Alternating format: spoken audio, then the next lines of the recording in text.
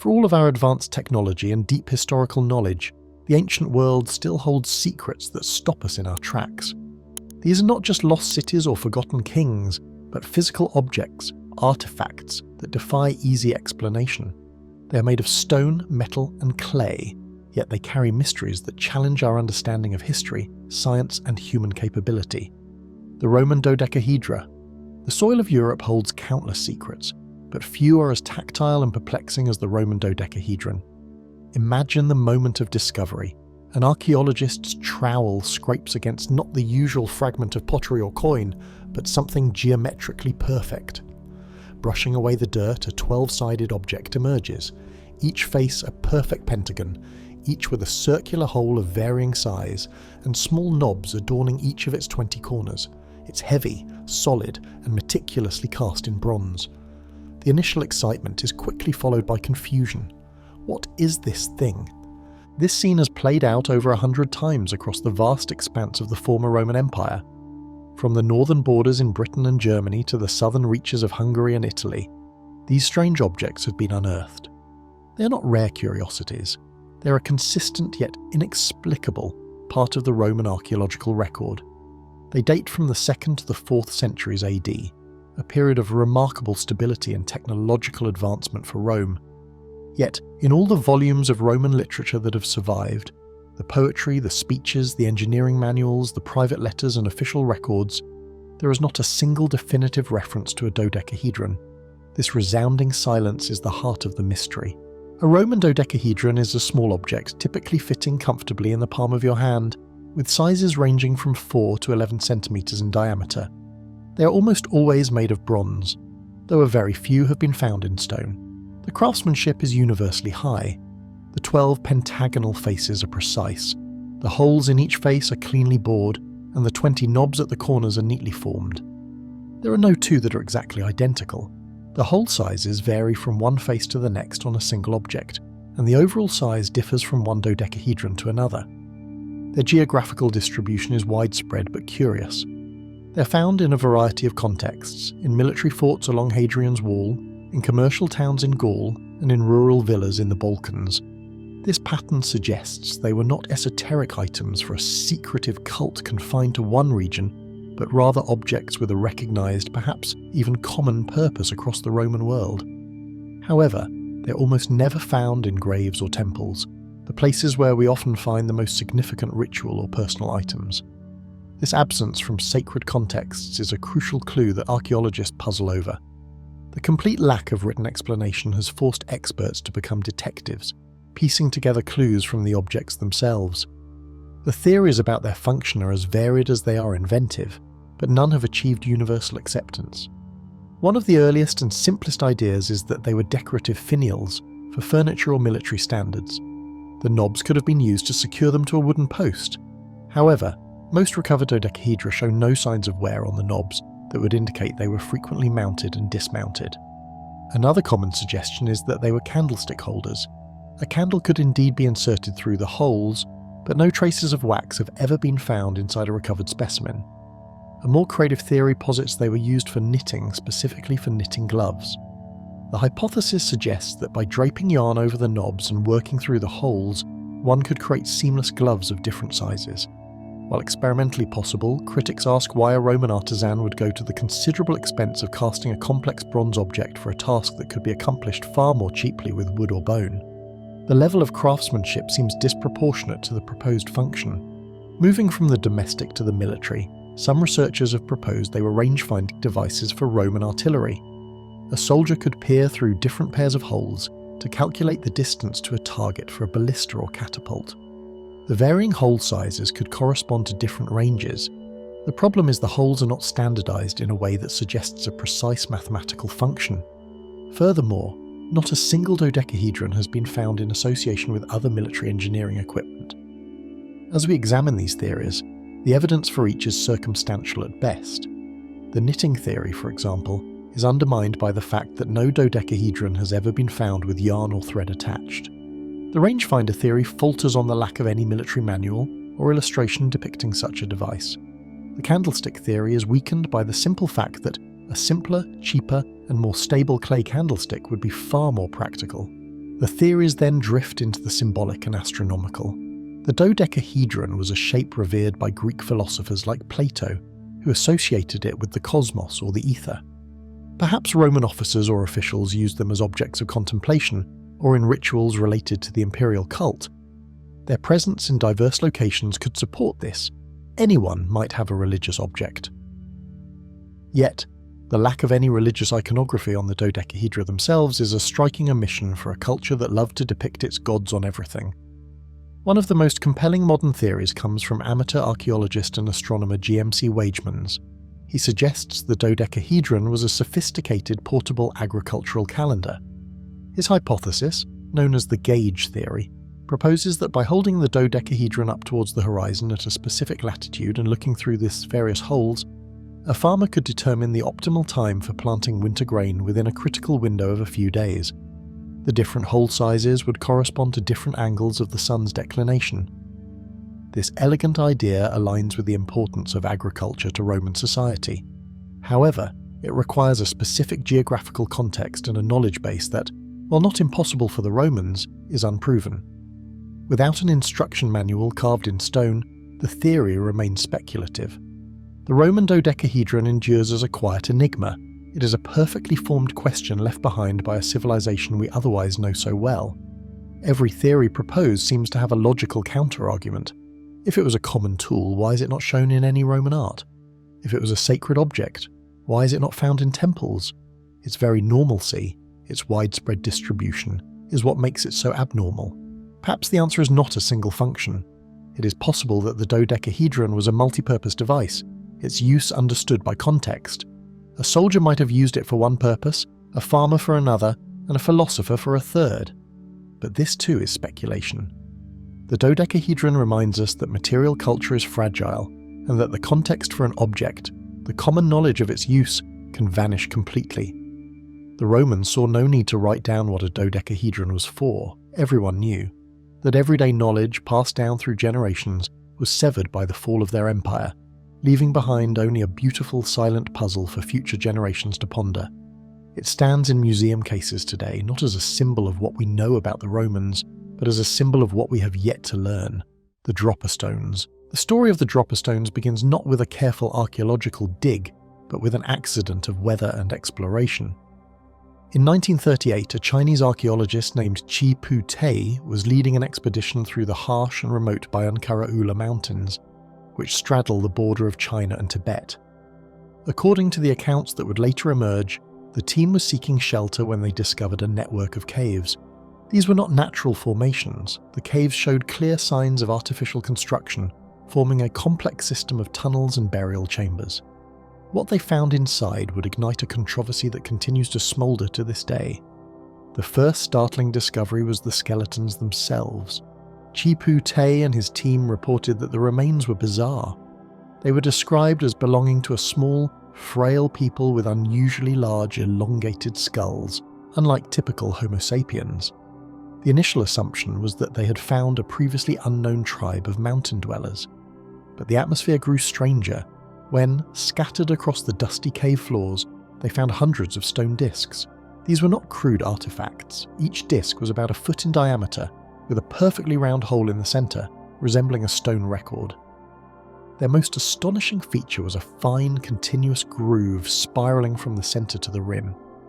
Upon close inspection, this groove was not a decorative pattern, but a line of tiny, meticulously carved hieroglyphic characters of a type never seen before. The discs, which would later be called the dropa stones, were reportedly taken to Beijing for study. For over 2 decades they languished in storage, their strange inscriptions a mystery. Then, in 1962, a breakthrough was claimed. A professor at the Academy of Prehistoric Sciences named Sumum Nui announced that after years of work he had deciphered the script. The story he translated was so extraordinary that, as the story goes, the Academy initially refused to publish his findings. The text allegedly told a story of a people called the dropa. Approximately 12,000 years ago, their spacecraft crash-landed in the inhospitable mountains.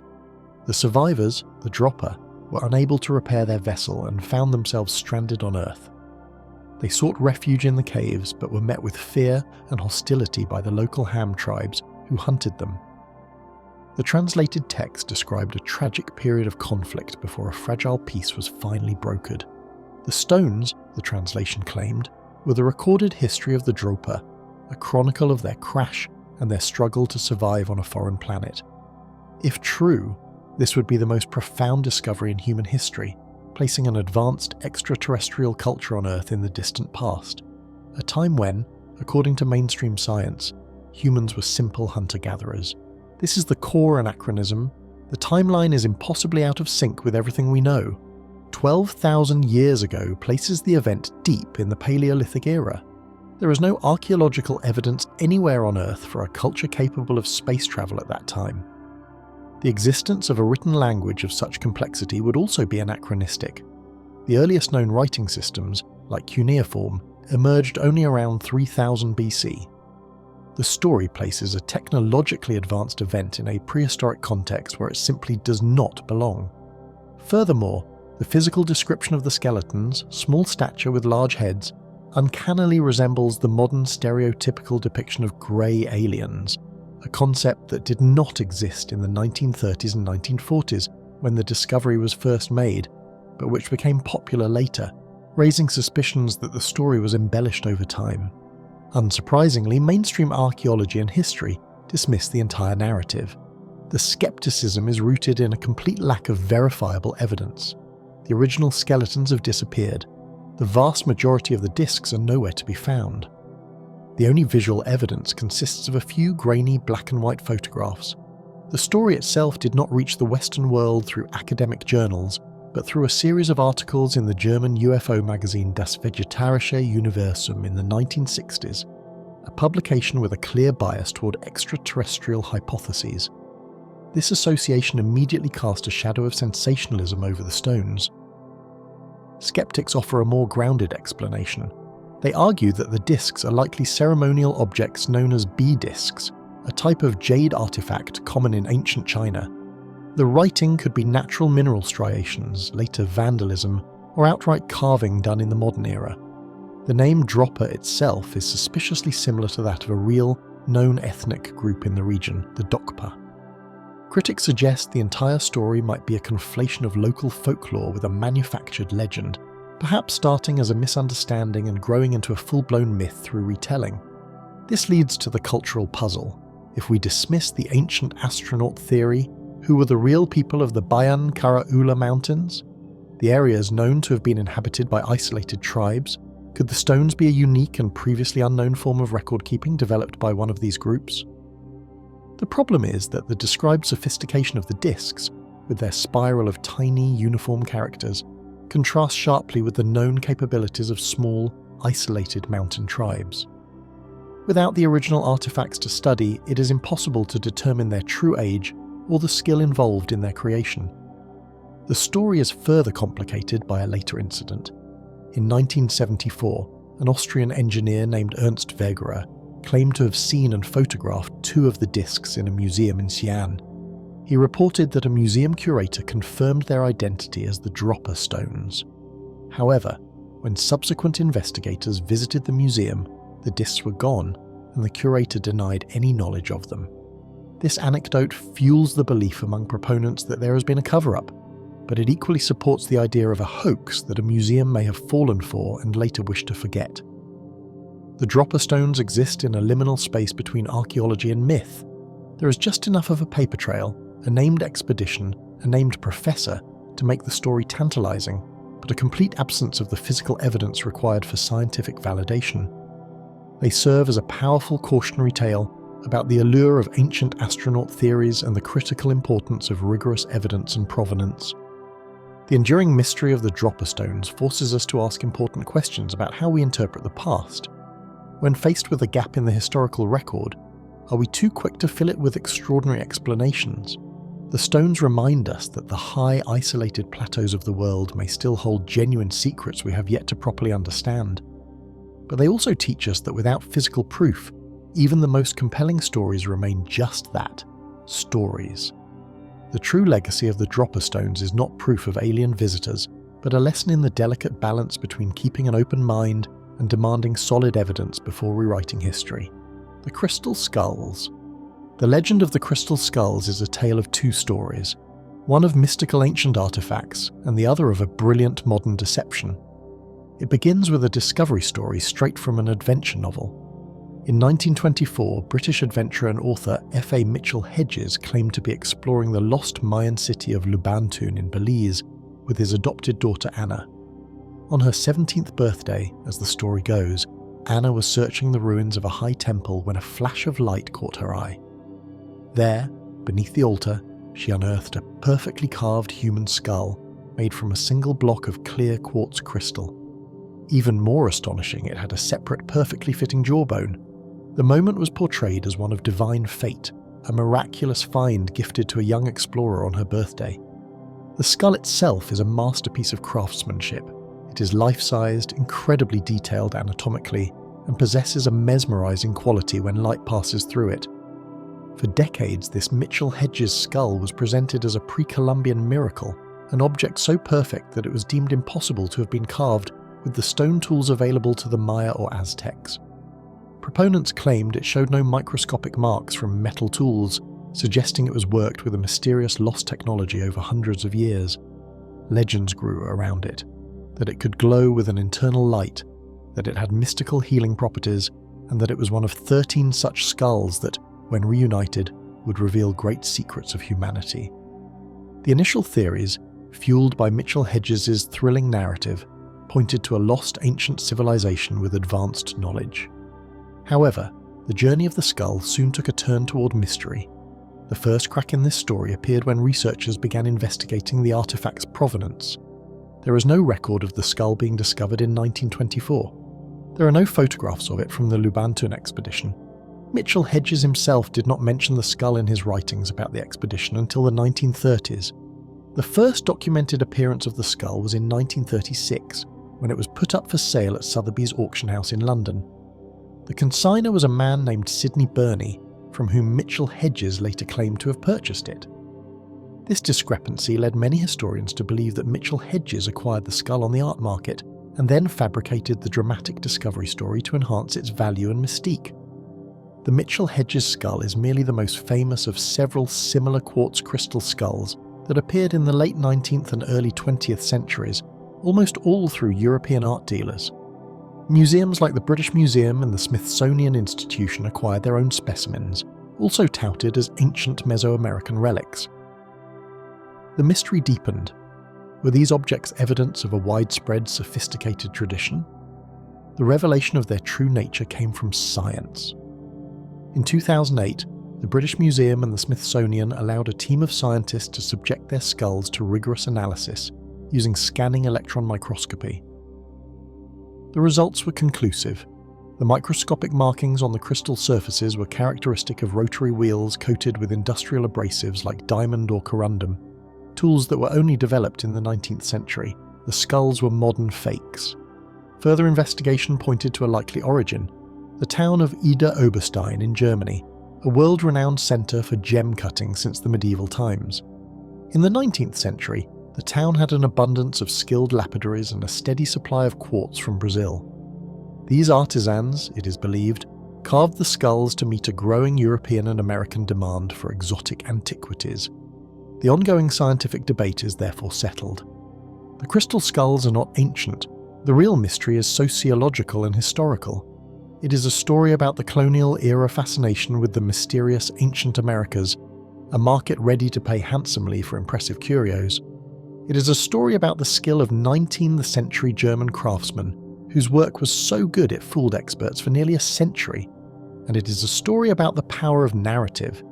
The Mitchell Hedges discovery myth was so compelling that it spawned a modern legend, inspiring books and films. The skulls are genuine artifacts of the 19th century, beautiful testaments to human artistry, but their true history is a sobering lesson in the importance of scrutinizing a good story. The Ica stones. In the 1960s, the Peruvian physician Dr. Javier Cabrera da Cuellar received a strange birthday gift from a local farmer. A smooth grey anisite rock engraved with the image of a fish that looked unlike any known species. Intrigued, Cabrera began acquiring more of these engraved stones from the farmer, Basilio Ushuya, and soon amassed a collection of over 15,000. he turned his home in the city of Ica into a private museum dedicated to what he believed was the most important archaeological find of the century. The stones, he claimed, were ancient libraries left by a superior advanced civilization. The Ica stones are a gallery of the impossible, presenting a timeline that blatantly contradicts established science. Their engravings depict scenes that are wildly anachronistic. The most shocking show humans living alongside and even interacting with dinosaurs. Men are pictured fighting a triceratops, riding a stegosaurus like a horse, and observing a flying pterodactyl. This presents a fundamental problem. According to all geological and paleontological evidence, non-avian dinosaurs became extinct about 65 million years ago. The earliest ancestors of humans appeared only 7 million years ago, and Homo sapiens, our own species, is only about 300,000 years old. The idea of humans and dinosaurs coexisting is a biological impossibility.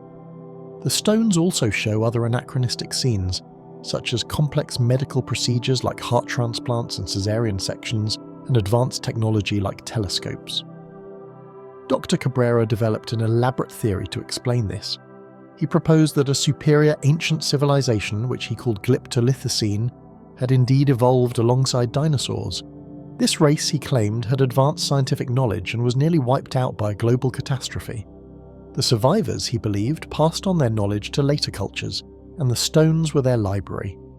For creationists and ancient astronaut theorists, the stones became powerful evidence that the entire fossil record and geological timescale were wrong. They explored the idea that human history was far older and more fantastic than scientists were willing to admit. The scientific community reacted with immediate and profound skepticism. The central chasm in time was unbridgeable. Furthermore, the style of the engravings was crude and cartoonish, unlike any known pre-Columbian art. The lines were fresh and sharp, showing little of the weathering expected of stones that had lain buried for millennia. The mystery was solved in 1975 when Basilio Ushuaia, the source of most of the stones, confessed to a Peruvian journalist. Facing arrest for selling national heritage artifacts, Ushuaia admitted that he and other farmers had carved the stones themselves. The ancient patina was achieved by baking the stones in cow dung and then rubbing the fresh engravings with shoe polish. His inspiration, he said, came from comic books, textbooks, and magazines. He even demonstrated his carving technique, which involved using a dental drill. The confession was clear, simple, and devastating to Cabrera's theory. Yet, the story still has believers. Cabrera and his supporters dismissed the confession, arguing that Ushuaia lied to avoid jail time. They pointed to the sheer volume of stones. How could a few farmers have carved over 15,000 of them? They also claimed that a few stones had been found in authenticated ancient tombs, though they never produced credible evidence for this. The implications for historical understanding here are less about the past and more about human psychology. The enduring appeal of the Ica stones lies not in their authenticity, but in the powerful narrative they represent. They tap into a deep-seated desire to believe in alternative histories, in lost worlds and hidden knowledge that overturn the established order of science. The real enigma of the Ica stones is why we are so willing to believe a fantastic story, even when the evidence of a simple hoax is overwhelming. The stones stand as a monument to the conflict between emotion and evidence, a reminder that a compelling tale can often outweigh dry, scientific fact for many people. The Antikythera mechanism. The sponge divers who discovered the shipwreck off the Greek island of Antikythera in 1900 were looking for treasure, and they found it in abundance. Bronze and marble statues, jewellery, glassware and coins that dated the sinking to around 70 BC. Among these spectacular finds was a lump of corroded bronze and wood that seemed like junk. It was stored away with less promising objects. A year later, as the lump dried and cracked open, an archaeologist named Valerios Stais saw something that should not have existed. Inside was a complex arrangement of interlocking bronze gears, precisely cut and mounted within a wooden frame. This was the moment of discovery that would eventually reveal one of the most astonishing artifacts from the ancient world. This object, the Antikythera mechanism, was an enigma from the start. For decades, it was an incomprehensible curiosity. Science historians recognized it as a mechanical device of unparalleled complexity from the ancient world. but its purpose was a matter of fierce debate. It was a scientific paradox. According to everything known about ancient Greek technology, such a device should not have been possible. The knowledge of gearing was thought to be primitive, used for simple tasks like lifting water or in basic catapults. Nothing like this intricate clockwork had ever been found, and nothing like it would appear again for over 1,000 years. It was in essence an artifact that defied explanation, a relic that seemed to belong to a different timeline entirely. The journey to understand the mechanism began in earnest in the latter half of the 20th century. It wasn't until the advent of advanced imaging technologies like X-ray radiography and later high-resolution surface scanning in the 21st century that the true genius of the device was revealed. Researchers could now peer inside the corroded mass and map the intricate gear trains. Crucially, they could also read the thousands of tiny Greek characters inscribed on its casing and gears, a user manual frozen in time. These scientific attempts to understand it revealed its breathtaking function. The mechanism was an analog computer. It was a clockwork model of the universe. By turning a hand crank on the side, the user could drive a series of at least 30 intermeshing gears to calculate the movements of the sun, moon, and known planets against the backdrop of the zodiac. It could predict lunar phases and solar eclipses with remarkable accuracy. It even accounted for the moon's elliptical orbit, using a clever pin-and-slot device that mimicked this irregularity. One of its dials tracked the 4-year cycle of the Pan-Hellenic Games, including the ancient Olympics. The ongoing research and unanswered questions are what make the mechanism so compelling. Who built it? The leading candidate is the School of Archimedes in Syracuse. The device's complexity and its use of Babylonian astronomical cycles combined with Greek theory are consistent with the work of Archimedes, who was known for his planetariums. The Roman writer Cicero even mentioned a device brought to Rome by the general Marcellus after sacking Syracuse, which was said to model the motions of the heavens. The ship carrying the mechanism was a massive grain carrier, travelling from the Greek east to the Roman west.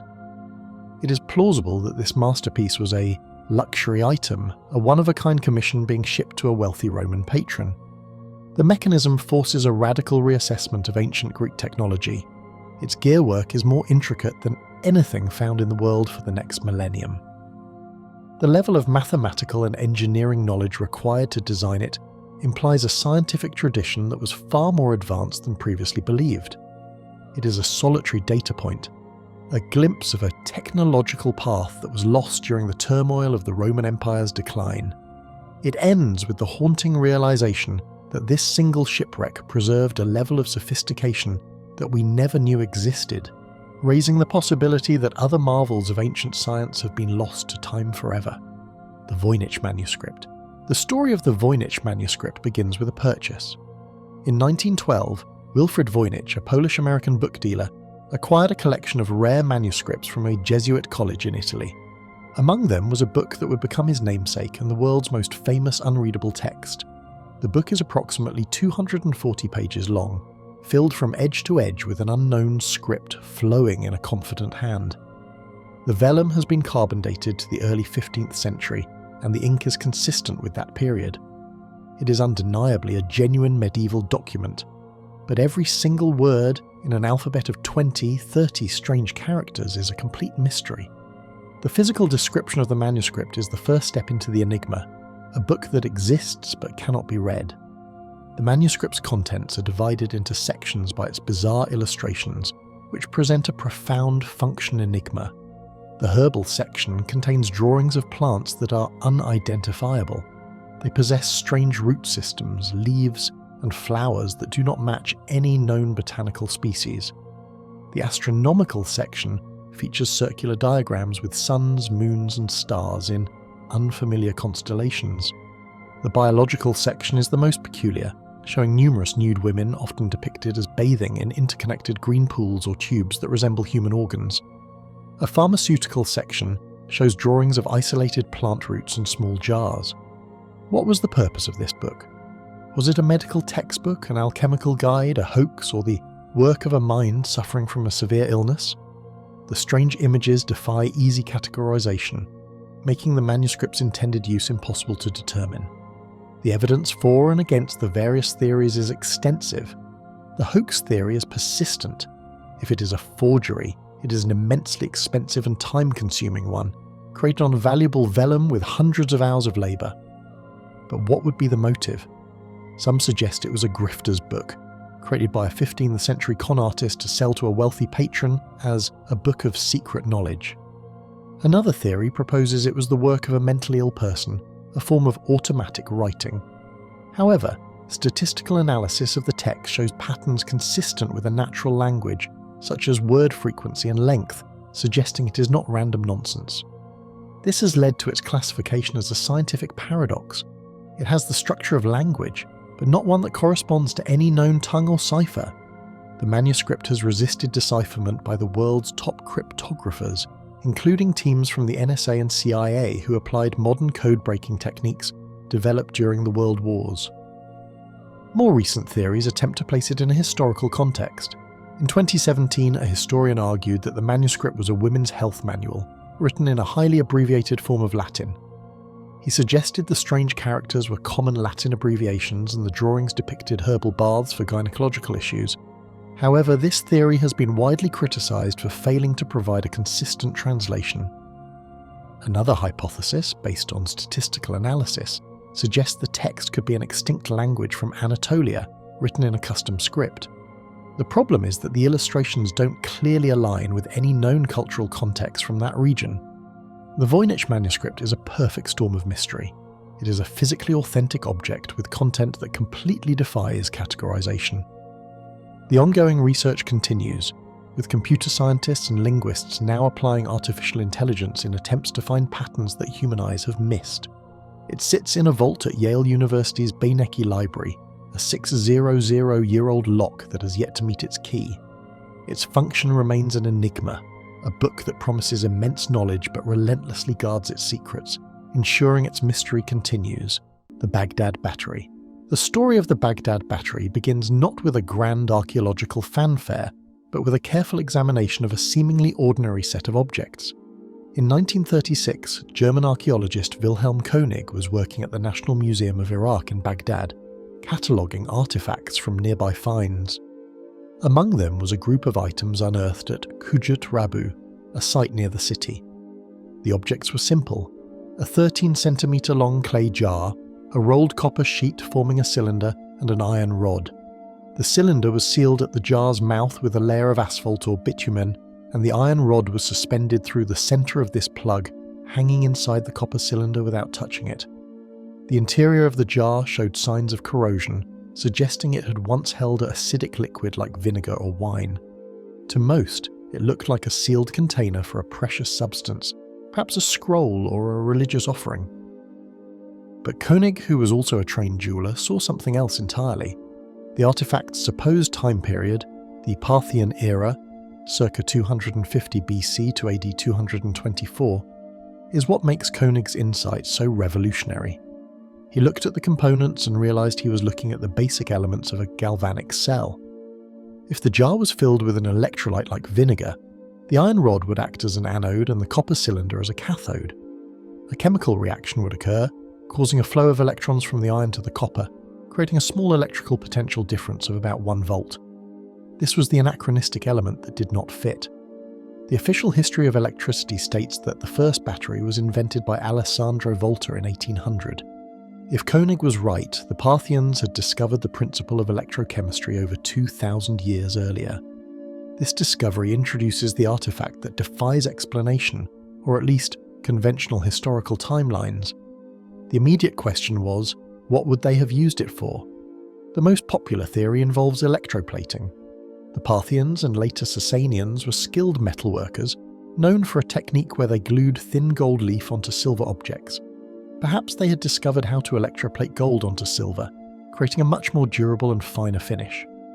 To test this, modern experimenters have built replicas of the jar and successfully used the generated current to electroplate a thin layer of gold onto a silver object. A second, more speculative theory is medical. Ancient Greek and Roman texts describe the use of electric fish to deliver shocks for pain relief. A controllable, if weak, electrical source from a battery could have been used for a similar form of electrotherapy. However, the majority of archaeologists are deeply skeptical, and their skepticism forms the core of the scientific paradox. The primary objection is the complete lack of contextual evidence. No wires or conductors have ever been found with the batteries. No objects from that period have been found that show signs of electroplating. All gilding appears to be done by older methods. The object itself is not unique in a way that suggests a common technology. Only about a dozen similar jars have been found. Skeptics offer a more mundane explanation. The jars were secure storage containers for important religious or magical scrolls. The iron rod would be the spindle around which a papyrus or parchment scroll was wound. The copper cylinder would protect the scroll, and the asphalt seal would make the container airtight, protecting the contents from moisture. The acidic residue could be from the decomposed scroll itself. This explanation fits the archaeological context far better than the battery hypothesis. The artifact's mystery is compounded by tragedy. The original Baghdad battery was looted from the National Museum of Iraq in 2003 during the war, and its current location is unknown. This loss makes further direct study impossible. The Baghdad battery remains a fascinating what-if. It is a collection of parts that, when assembled one way, can generate electricity. Whether the Parthians ever assembled it that way is the central and likely unanswerable question. It symbolises the tantalising possibility that sparks of modern knowledge may have flickered briefly and isolated in the ancient world, leaving behind a puzzle that is as much about what we don't know as what we do. The London Hammer.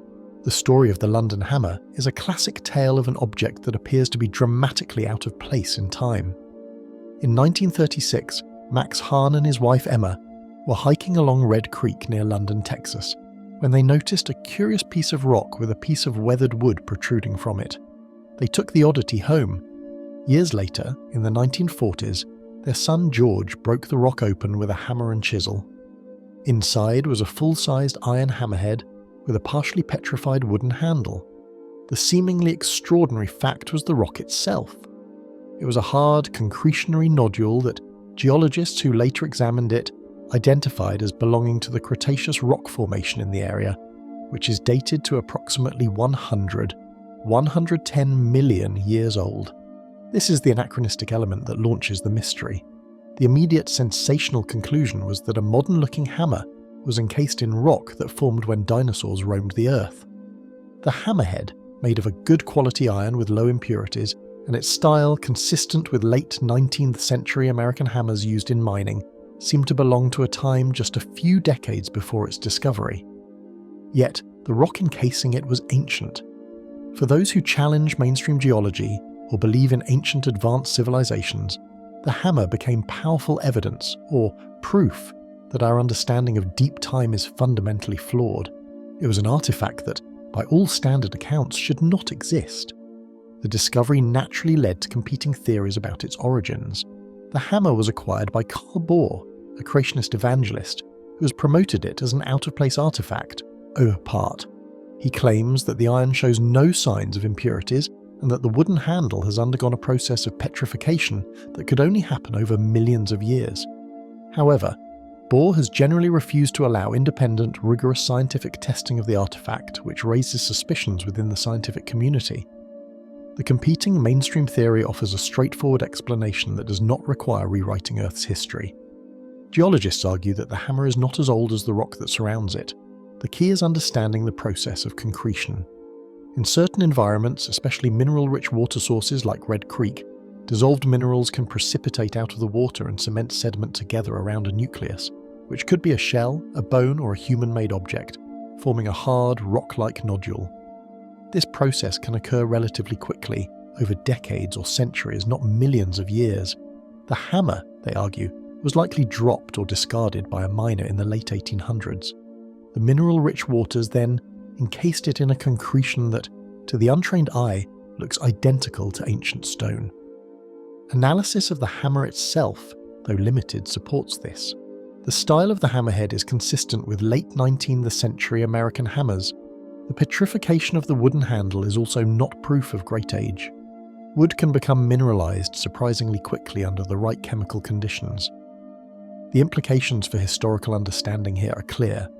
The London hammer is a powerful example of how a natural process can create an appearance of great antiquity. It is a genuine artifact, but its story is not one of a lost civilization. Instead, it is a story of geochemistry, The real mystery is how a simple misunderstanding of geological processes can fuel elaborate alternative histories. It serves as a reminder that extraordinary claims require not just an unusual object, but a consistent and verifiable context. In this case, the context points to a 19th century tool enveloped by a natural cementing process, creating an illusion that is far more compelling than the reality. The hammer story concludes not with a rewritten history, but with a lesson in scientific skepticism and the importance of understanding the natural world before jumping to supernatural or anomalous conclusions. The Nazca Lines. The Nazca Desert of southern Peru is a vast high plateau, one of the driest places on Earth. The wind rarely blows here, and the climate is exceptionally stable. For centuries, the rocks on the desert floor have developed a dark reddish-brown coating called desert varnish. Sometime between 500 BC and 500 AD, the Nazca people began altering this immense natural canvas. Their method was deceptively simple. They removed the top 10 to 30 centimeters of dark stones to reveal the light-colored sand beneath. From ground level, these lines are shallow scratches, unimpressive and difficult to discern. But from the air, the perspective shifts dramatically. The plateau transforms into a gigantic artwork, covered in massive geometric shapes, straight lines that run for miles, enormous trapezoids, triangles and spirals. And then there are the biomorphs. Giant figures of a hummingbird, a spider, a monkey with an intricately coiled tail, a killer whale, and a humanoid figure often called the astronaut. The sheer scale and precision of the lines is staggering. The straight lines remain arrow-straight across miles of rugged terrain, and the animal figures are rendered with a graceful, single-line efficiency. They were clearly planned with meticulous care, likely using small-scale models and a system of ropes and stakes to scale up the designs. The dry, stable climate has preserved them for over 2,000 years. The central mystery is not how they were made, but why. What was the purpose of creating art on a scale so vast it can only be truly appreciated from hundreds of feet in the air? A perspective the Nazca themselves could never have achieved. This is the function enigma that has puzzled researchers for decades. The first and most famous theory came from Swiss author Erich von Däniken in the 1960s. He proposed that the lines were landing strips or navigational aids for extraterrestrial spacecraft. The astronaut figure was cited as direct evidence of alien visitors. While this idea captured the public imagination, archaeologists universally dismiss it as pseudoscience, lacking any supporting evidence and ignoring the capabilities of the Nazca people themselves. A more scientific approach was taken by astronomer Gerald Hawkins, who had earlier decoded Stonehenge as an astronomical observatory. He used computer analysis to see if the lines aligned with significant celestial events. His conclusion was that there were no more alignments than would be expected by random chance, effectively debunking a pure astronomical calendar theory. To understand the lines, we must explore the civilization that created them. The Nazca culture existed in an extremely arid environment, where water was synonymous with life. This is where the cultural puzzle becomes key. The prevailing theory among archaeologists today is that the lines had a religious and ceremonial function, deeply connected to the Nazca's desperate need for water. The lines, particularly the trapezoids, are often found leading to small shrines or sources of water. Researchers like Johann Reinhard have argued that the geoglyphs were part of rituals aimed at appealing to the deities who controlled water and fertility. The straight lines may have been sacred paths walked by priests during ceremonies. The animal figures likely represented spirits or constellations believed to influence the arrival of rain. A recent and compelling study found that the specific animals depicted are associated with specific sources of water, such as aquifers, that are critical to the region. The lines may have been a ritual map, connecting the community to these vital and often hidden water sources. The purpose of the Nazca lines was probably not singular. They likely served multiple functions, as ceremonial pathways, as representations of clan totems, and as desperate large-scale prayers to the gods for life-giving water. They are not a message to aliens, but a message from the past about the universal human needs for water, community, and divine favour, written on the largest possible scale by a culture perfectly in tune with their harsh and sacred landscape. The stone spheres of Costa Rica. The discovery of the stone spheres of Costa Rica, or Las Balas, was not made by archaeologists but by agricultural workers. In the 1930s, the United Fruit Company was clearing dense jungle in the Diquis Delta of southern Costa Rica to create banana plantations. As they burned away the undergrowth, they uncovered dozens, and then hundreds, of nearly perfect stone spheres. They ranged in size from a few centimetres to over 2 metres in diameter, with the largest weighing an estimated 16 tons. The workers, hoping to find treasure inside, sometimes drilled into them or even dynamited them, destroying an unknown number. They found nothing but solid stone. Thankfully, archaeologists were working in the area and intervened. Since then, over 300 spheres have been officially recorded, now recognised as a UNESCO World Heritage Site. The civilization that created them was the pre-Columbian Diquis culture, which flourished from around 300 AD until the Spanish conquest in the 1500s. They were a complex chiefdom society, skilled in metalwork and agriculture. The spheres contrast sharply with their other known capabilities. While they created beautiful gold ornaments and pottery, the spheres represent an immense investment of labour and skill for no obvious practical purpose. This creates a cultural puzzle. Why did this society devote so much energy to creating these objects? The spheres are found in the remains of what were chiefdom societies, often in key locations. Some were arranged in alignments in major plazas, others in lines leading to the houses of chiefs. This strongly suggests they were powerful symbols of status, identity, and social organisation. The size and perfection of a sphere would have demonstrated the wealth, authority, and organisational power of a chief. They may have marked kinship groups or represented important deities or ancestors, serving as a physical manifestation of a clan's power and connection to the cosmos. The function enigma of the spheres is deeply tied to their construction. How did people using stone tools create such perfect spheres? Archaeologists believe the process was incredibly labour-intensive. First, a large boulder of granodiorite was selected. Then, it was shaped by repeatedly heating it with fire and then rapidly cooling it with water, causing pieces of the rock to spool off. Finally, the rough sphere was painstakingly pecked and ground into a perfect shape using hammerstones. The final polishing would have been done with sand or leather. The degree of precision achieved is astonishing. Many of the spheres are within millimetres of being perfectly round. This incredible effort only deepens the mystery of their purpose. Some researchers have proposed astronomical alignments. Certain groups of spheres appear to be aligned with celestial bodies, potentially used as an observatory to track the sun and stars for agricultural or ceremonial calendars. However, many spheres have been moved from their original positions, making it difficult to confirm these theories. A more spiritual interpretation sees the spheres as representations of celestial bodies, the sun, the moon, or even the planets. Their perfect, timeless shape may have symbolized perfection, unity, and the cosmos. Placing them around important structures could have been an attempt to bring cosmic order and harmony to the community. Unlike many ancient mysteries, we know who made the spheres, but their culture was devastated by European diseases and conquest before the Spanish ever made detailed records of the region. The knowledge of the spheres' specific meanings died with the last Diquis chiefs and artisans. The spheres themselves are silent witnesses. They sit in parks and museums across Costa Rica, their smooth, imposing presence a constant reminder of a sophisticated culture whose inner world remains just beyond our understanding. They are a testament to the human desire to create enduring forms of beauty and power, whose original language we have forgotten how to speak. The Piri Reis map. In the year 1513, in a busy Ottoman port, Admiral Piri Reis, a seasoned navigator and cartographer, put the finishing touches on a world map. He gathered his sources, 20 of them, as he noted in the margins. Some were new Portuguese charts showing the latest discoveries in the New World. Others were ancient maps, including one he claimed was used by Christopher Columbus. This finished map, drawn on a stretched gazelle skin, represented the cutting edge of global knowledge for its time.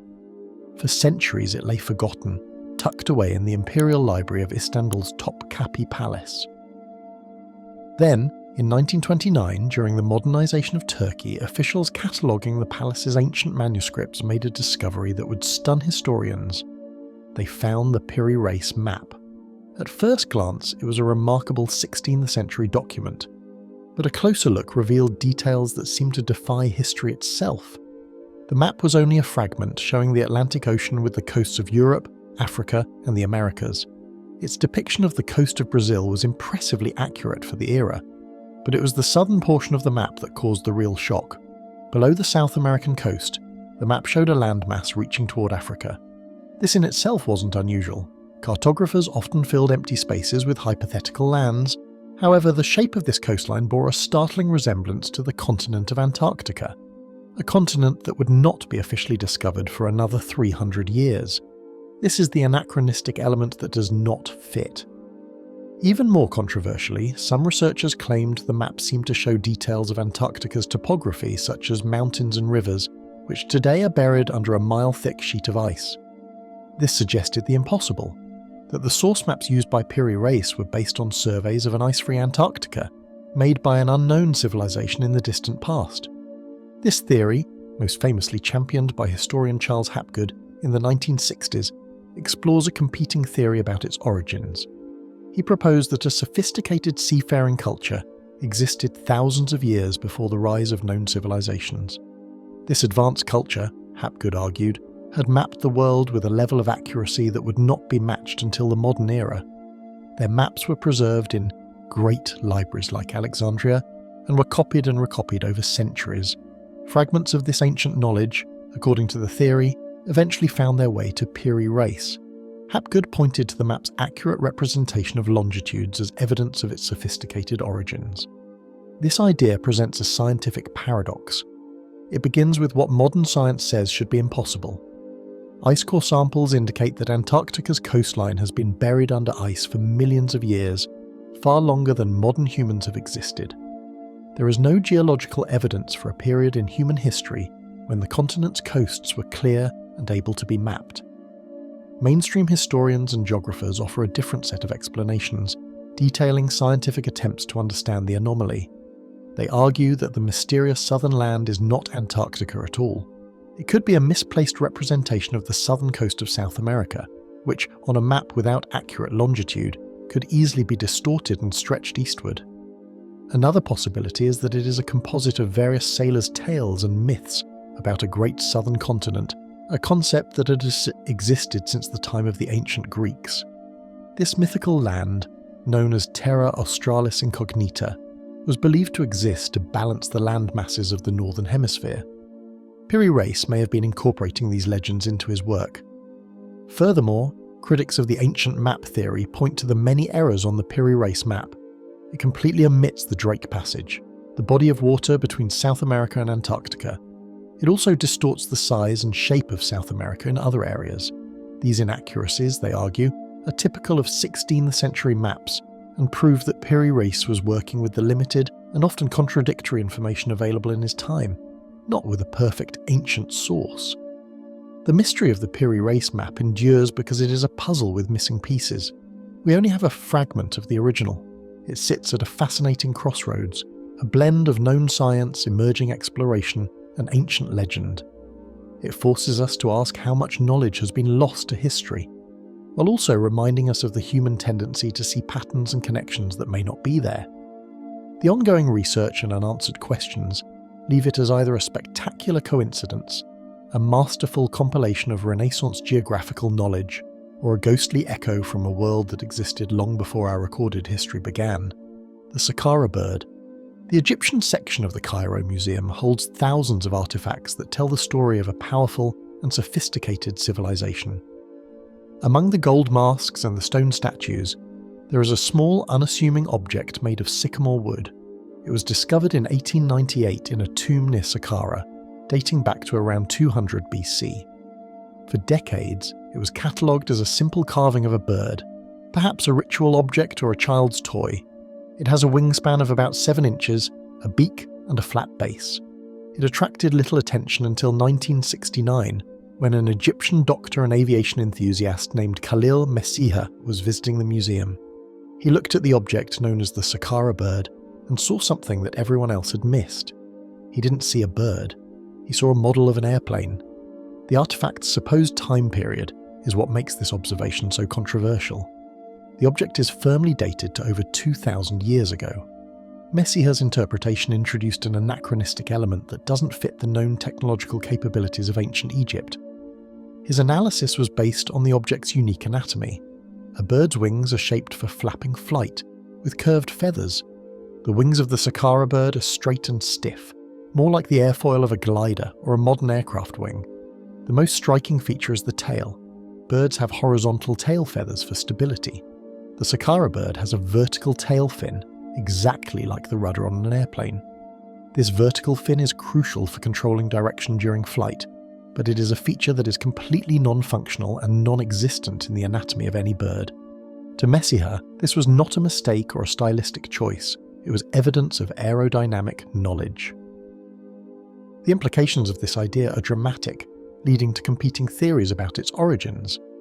If the saqqara bird is a model aircraft, it means the ancient Egyptians were experimenting with principles of flight over 2,000 years before the Wright brothers.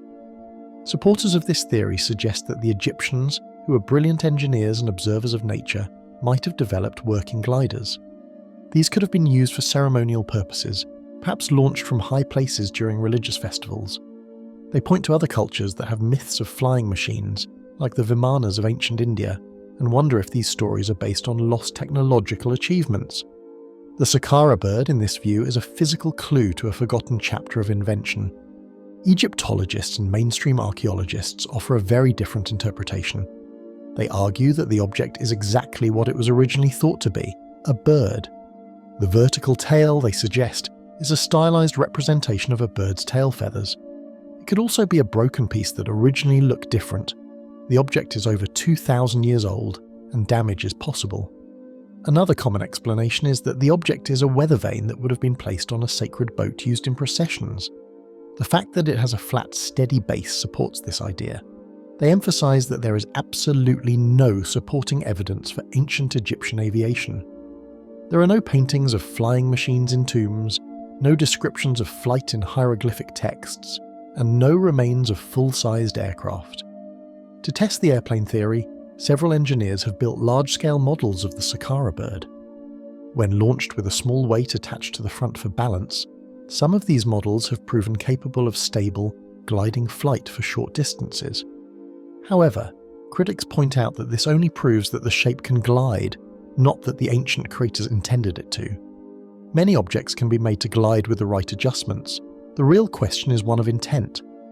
Without any written records or similar artifacts to provide context, the saqqara bird remains an isolated mystery. It challenges our assumptions about the linear progression of technology, concluding with the unsettling possibility that ideas we consider modern may have been discovered and lost long ago, the Dendera light. The Hathor temple at Dendera is one of the best preserved temple complexes in all of Egypt. Its massive stone columns and detailed carvings tell stories of gods and pharaohs in a language of symbols that Egyptologists have spent centuries decoding. But in a dark underground crypt, accessible only by a narrow staircase, there is a series of stone reliefs that tell a very different kind of story, at least to modern eyes. One of these carvings shows a large oval object that looks unmistakably like a giant light bulb. Inside the bulb, a snake stretches out in a straight line.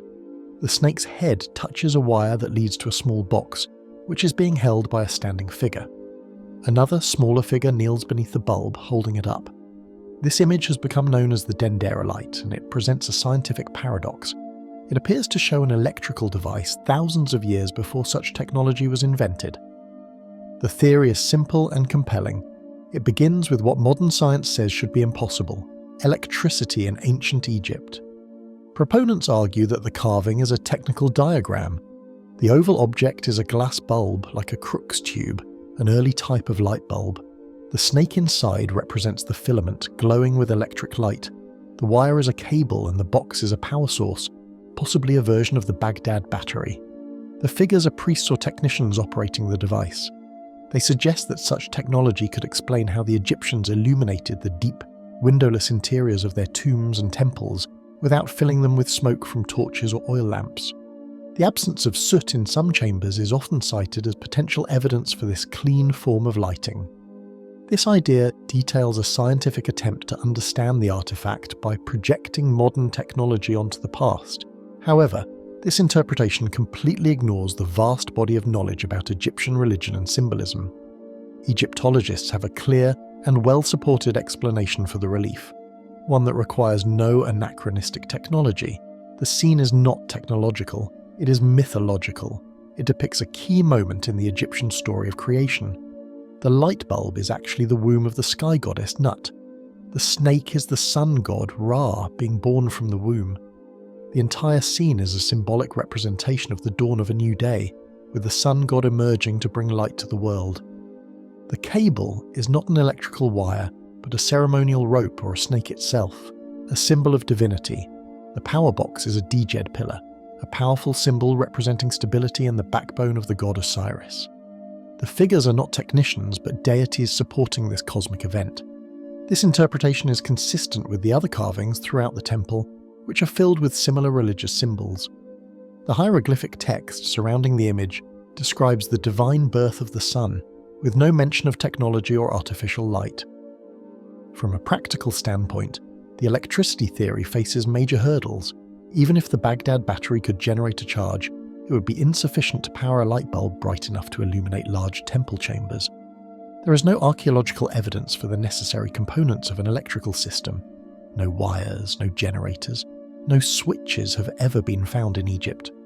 Furthermore, evidence of soot from torches and oil lamps has indeed been found in many tombs. The dendera light is a perfect example of how a modern perspective can misinterpret ancient art. We see a light bulb because that is a familiar object in our world. The ancient Egyptians saw a powerful story about the birth of the sun, a story they carved in stone for eternity. The ongoing research and unanswered questions here are not about Egyptian technology, but about our own ability to see the past on its own terms rather than through the lens of our own time, the Sumerian king list. In the dust of ancient Mesopotamian ruins, archaeologists found clay tablets inscribed with one of the strangest historical documents ever discovered, the Sumerian king list. This ancient text, written in cuneiform script, details the reigns of kings who ruled the city-states of Sumer, one of the world's earliest civilizations. It begins with a dramatic statement. After the kingship descended from heaven, the kingship was in Eridu. What follows is a record that blends what we would consider history with pure mythology, creating a timeline that is deeply anachronistic.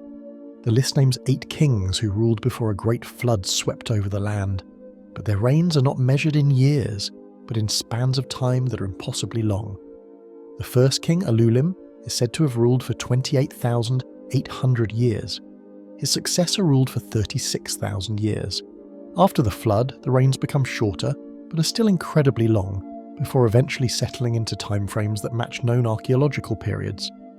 This sudden shift from mythical to historical time is the central mystery of the king list. It opens with the artifact's supposed time period, a primordial era where gods walked the earth, and then introduces elements that don't fit our understanding of human history. The list contrasts sharply with the known capabilities and lifespan of human rulers. Why would the Sumerians record these fantastically long reigns? One explanation is that the list is not a literal history, but a political document. It was likely compiled around 2100 BC by the rulers of the city of to justify their power. By creating a continuous lineage of kings that stretch back to the very beginning of time, they could claim that their right to rule was divinely ordained and unbroken. The unbelievably long reigns of the early kings elevated them to the status of gods, setting them apart from the mortal kings who came later. Exploring what this suggests about lost knowledge or belief systems is key. The list provides a fascinating window into the Sumerian worldview. The gradual reduction in the length of reigns could symbolize humanity's slow departure from a golden age, a time when gods walked the earth into a more flawed and human-dominated world. The numbers themselves are clues. The Sumerians used a base 60 mathematical system, and the large numbers are all multiples of 60. Scholars suggest these numbers may not represent literal years, but could symbolize the importance or the glory of a particular king or dynasty. A longer reign might mean that king's era was seen as more prosperous or significant. The list, therefore, might be a blend of actual historical rulers, the later kings, with mythological figures used to create a grand narrative of origins. Some alternative historians have taken the king list at face value, proposing that the early kings with long reigns were not human, but extraterrestrial beings. Mainstream scholars dismiss this idea as pure speculation, with no supporting evidence. The broader questions about ancient wisdom raised by the king list are about power and identity. It shows us how an ancient culture understood its own past, blending myth and history into a single narrative to explain their world and legitimize their power. It is a tool for asserting political control, a religious text describing the divine origin of kingship, and a historical record all rolled into one. The Sumerian king list concludes not with a solved mystery, but with a deeper understanding of how ancient civilizations used the past to shape their present, creating a foundation for their society that reached back into the realm of the gods themselves, the festos disk. In the summer of 1908, Italian archaeologist Luigi Pernier was meticulously excavating the ruins of the Minoan palace of Festos on the Greek island of Crete. The palace was a labyrinthine complex, a centre of power for a sophisticated Bronze Age civilization. While digging through an underground storage room, Pernier's team uncovered a small fired clay disc, about 6 inches in diameter. Unlike any pottery fragment or tablet found before or since, both sides of this disc were covered with a spiral of mysterious stamped symbols. This was the Festos disc, and from the moment of its discovery, it presented a function enigma that has stubbornly resisted all attempts at a solution. The physical description of the disc is its first mystery. It is made of baked clay and is covered on both sides with a continuous spiral of 241 symbols. These symbols are not drawn or scratched onto the surface. They were impressed into the soft clay using individual seals, much like a printer uses movable type. This makes the disc the oldest known example of movable type printing in the world, predating similar technology in East Asia and Europe by nearly 3,000 years. The symbols themselves are pictographic. They include recognizable images like a man's head, a woman, a ship, a shield, a bee, and various plants and tools. There are 45 distinct signs in total, arranged in groups that are divided by incised lines. The message clearly starts at the outer edge of the spiral and winds its way inward. It looks like a text, but it is a text in a language that is completely unknown. This leads directly to the central question: what was its purpose? The very method of its creation suggests the creator intended to produce multiple copies. The effort of carving 45 unique stamps implies a desire for reproducibility, yet only one disc has ever been found. Was it a royal decree or an important diplomatic message? The use of stamps could have certified its authenticity, like an official seal. However, the message seems very short, which is unusual for a significant proclamation. Another compelling theory is that the disc had a religious function. The spiral of symbols could be a hymn, a prayer, or a magical spell.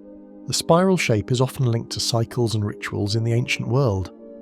Perhaps it was used in a ceremony, where the text was read aloud to invoke the gods. Others have suggested it might be a board for a game, with the symbols representing different spaces on a playing field. The spiral path would then be the course that players would follow. Examining the evidence for and against each theory only deepens the mystery. If it was a game, why go to the immense trouble of creating a set of stamps? A game board could be easily painted. If it was a religious text, why is there no other evidence of this script in Minoan religious contexts? The Minoans used other writing systems, known as Linear A and Linear B, but the script on the Festos disk is unique. The biggest problem is that the disk is an isolated find. No other examples of this script have ever been discovered. Without a bilingual text, a Rosetta Stone for the Festos disk, there is no key to unlock its meaning. Over the years, many people have claimed to decipher the disk, linking it to ancient Greek, Hittite, Basque, and even a form of Sanskrit. But none of these translations have been accepted by the academic community because they cannot be consistently applied or verified. The Festos disk remains a locked box from the Bronze Age.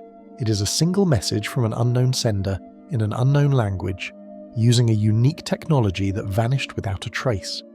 It is as if it dropped out of the sky into the middle of Minoan civilization. The disk's continued mystery is a testament to the gaps in our knowledge of the ancient world. It sits in the Archaeological Museum of Heraklion in Crete, a silent challenge to linguists and archaeologists, a reminder that some secrets of the past are so well guarded that they may never be revealed. The giant's coffins of Sardinia. Off the western coast of Italy, the rugged and beautiful island of Sardinia holds the remains of a unique and mysterious ancient culture, the Nuragic civilization. This people thrived from the Bronze Age until the Roman conquest, and they are best known for the more than 7,000 stone tower fortresses called nuraghi that dot the landscape. But among these impressive structures, another type of monument stands out for its scale and puzzling design: the giants' tombs.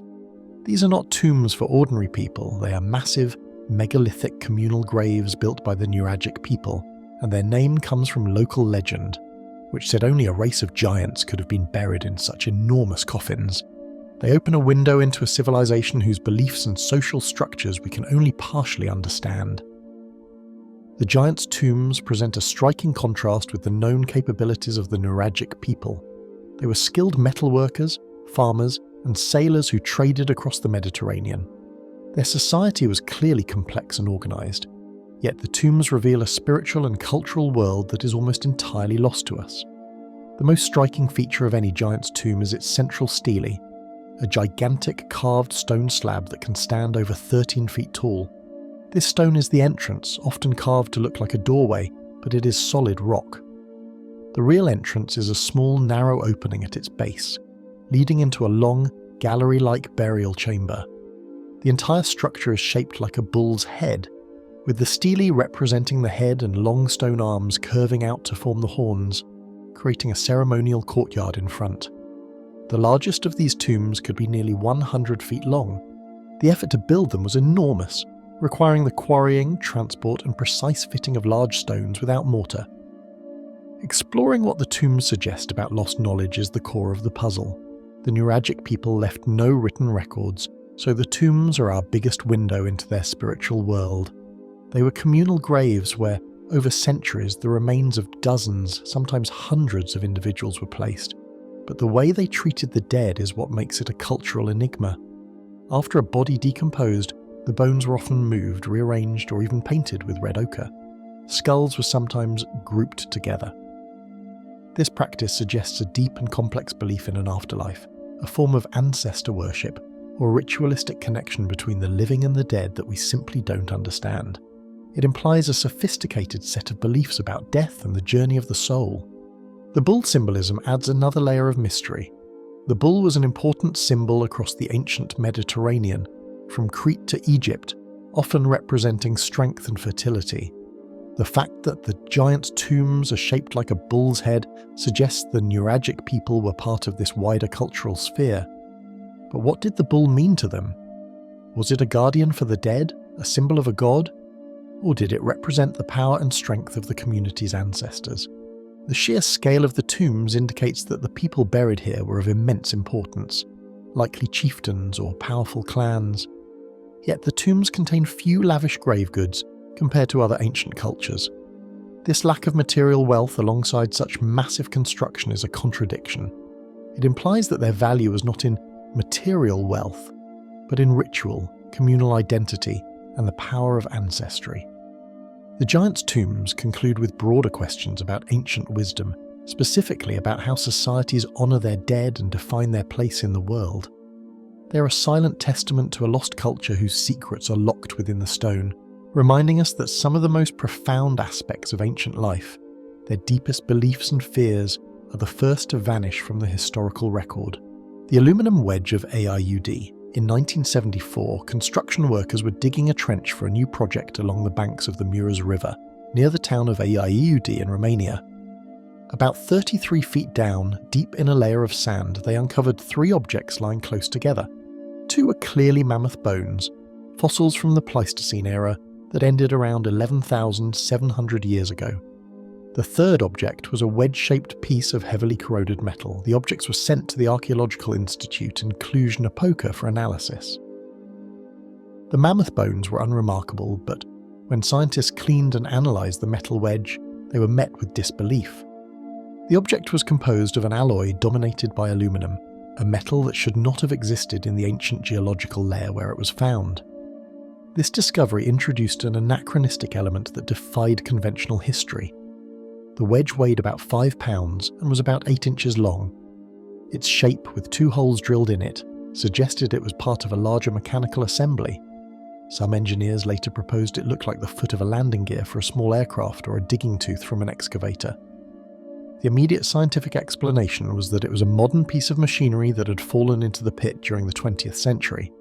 However, the context made this difficult to accept. It was found under 33 feet of hard-packed sand and gravel, a layer that geologists confirmed had been undisturbed for millennia. It was lying directly alongside the ancient mammoth bones. If it was a modern intrusion, how did it get down there without disturbing the geological stratum? This anomaly sparked competing theories about its origins. Further analysis revealed the wedge was made of 89% aluminum, along with copper, zinc, and other trace elements. The problem is that aluminum is not found naturally in its pure form. It is a highly reactive element that bonds tightly with others, and it requires a complex industrial process, electrolysis, to isolate it. The Hall-Héroult process for the commercial production of aluminum was only invented in 1886. Before that, aluminum was rarer and more valuable than gold. A thick layer of aluminum oxide coating the wedge was analysed, and some specialists estimated it would take hundreds, if not thousands of years to form, seemingly supporting the object's antiquity. If the wedge was as old as its burial site suggested, it implied an unknown civilization had developed advanced metallurgy thousands of years ago. The implications for historical understanding are profound, yet most scientists remain skeptical. The mainstream view is that the wedge is a piece of modern mining equipment, likely from a 19th or early 20th century excavator, and that its stratigraphic context was misinterpreted. They argue that the dating of the oxide layer is unreliable, and that the object's design is consistent with modern industrial parts. The wedge remains an isolated find, with no other similar artifacts discovered in the area. It is a classic example of an out-of-place artifact, owo part. It challenges the linear narrative of technological progress, suggesting the possibility of a lost chapter of knowledge, but without corroborating evidence, it stands as a perplexing anomaly rather than a paradigm-shifting discovery. The aluminum wedge of aiud is a physical paradox, an object that, by all standard accounts, should not exist, leaving us to wonder if our timeline of history is perfectly complete. The Kensington runestone. The year was 1898. Olof Öhman, a Swedish immigrant farmer, was clearing land on his property near Kensington, Minnesota. While chopping down a poplar tree, he made a discovery that would ignite a controversy lasting over a century. As the tree fell, its roots pulled a large flat stone from the ground. The stone was covered in strange angular markings. Öhman and his neighbour, also of Scandinavian origin, cleaned the stone and realised the markings looked like runes, the ancient alphabet of the Norse. They had found what appeared to be a Viking artefact in the heart of North America, a continent supposedly unknown to Europeans before Columbus. The finder's reaction was likely a mixture of confusion and excitement for his heritage. The inscription, once translated, told an incredible story. It read, 8 Goths and 22 Norwegians on an exploration journey from Vinland to the west. We had camped by 2 skerries one day's journey north from this stone. We were out to fish one day. After we came home, we found 10 men red with blood and dead. AVM, save us from evil. The message was dated to the year 1362. If genuine, this was not just evidence of Vikings in America. It was evidence of a Viking expedition deep into the continent, 130 years after the Vinland settlements mentioned in the Norse sagas and a full 130 years before Columbus. Initial theories were fiercely divided. Scholars from Scandinavian universities examined the runes and declared the stone a hoax. They argued that the runes were a mix of styles from different time periods and places, and the language contained modern Swedish elements not used in the 14th century.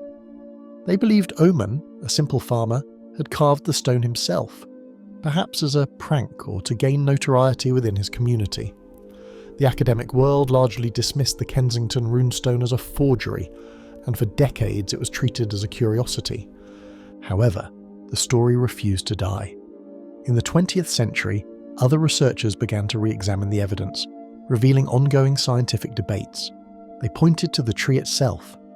Geologists confirmed that the poplar tree growing over the stone was at least 70 years old, meaning the stone had to have been placed there long before Öhman owned the land. Why would a new immigrant go to such trouble to bury a heavy stone under a tree that would take a lifetime to grow? Furthermore, defenders of the stone's authenticity argued that the runes were consistent with a specific dialect used by isolated Norse communities in the 14th century. They pointed to other potential Norse artifacts found in the region, like the mooring stone with a hole that could have been for a Viking ship's rope.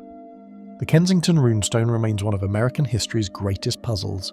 It sits in a museum in Alexandria, Minnesota, a symbol of a tantalizing possibility. The debate concludes with no clear resolution. Was it a clever hoax perpetrated by a farmer with unexpected linguistic skills? Or is it genuine proof that Norse explorers ventured far into the Midwest, leaving a tragic message carved in stone?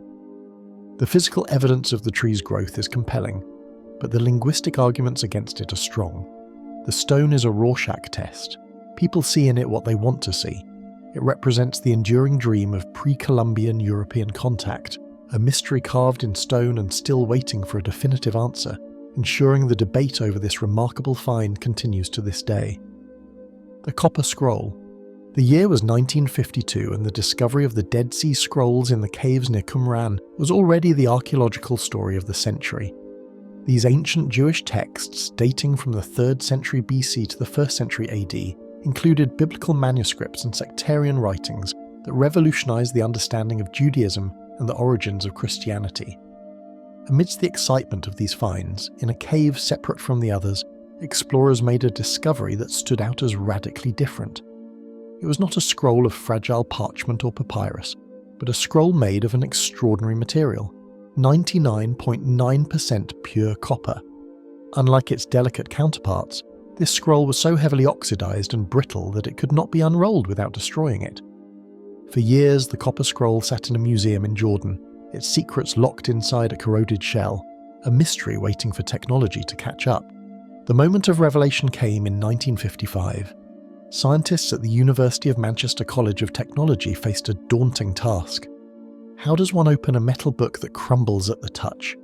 Carefully, they devised a solution. They used a fine-toothed saw to cut the scroll into 23 strips, like slicing a fragile roll of ancient metal tape.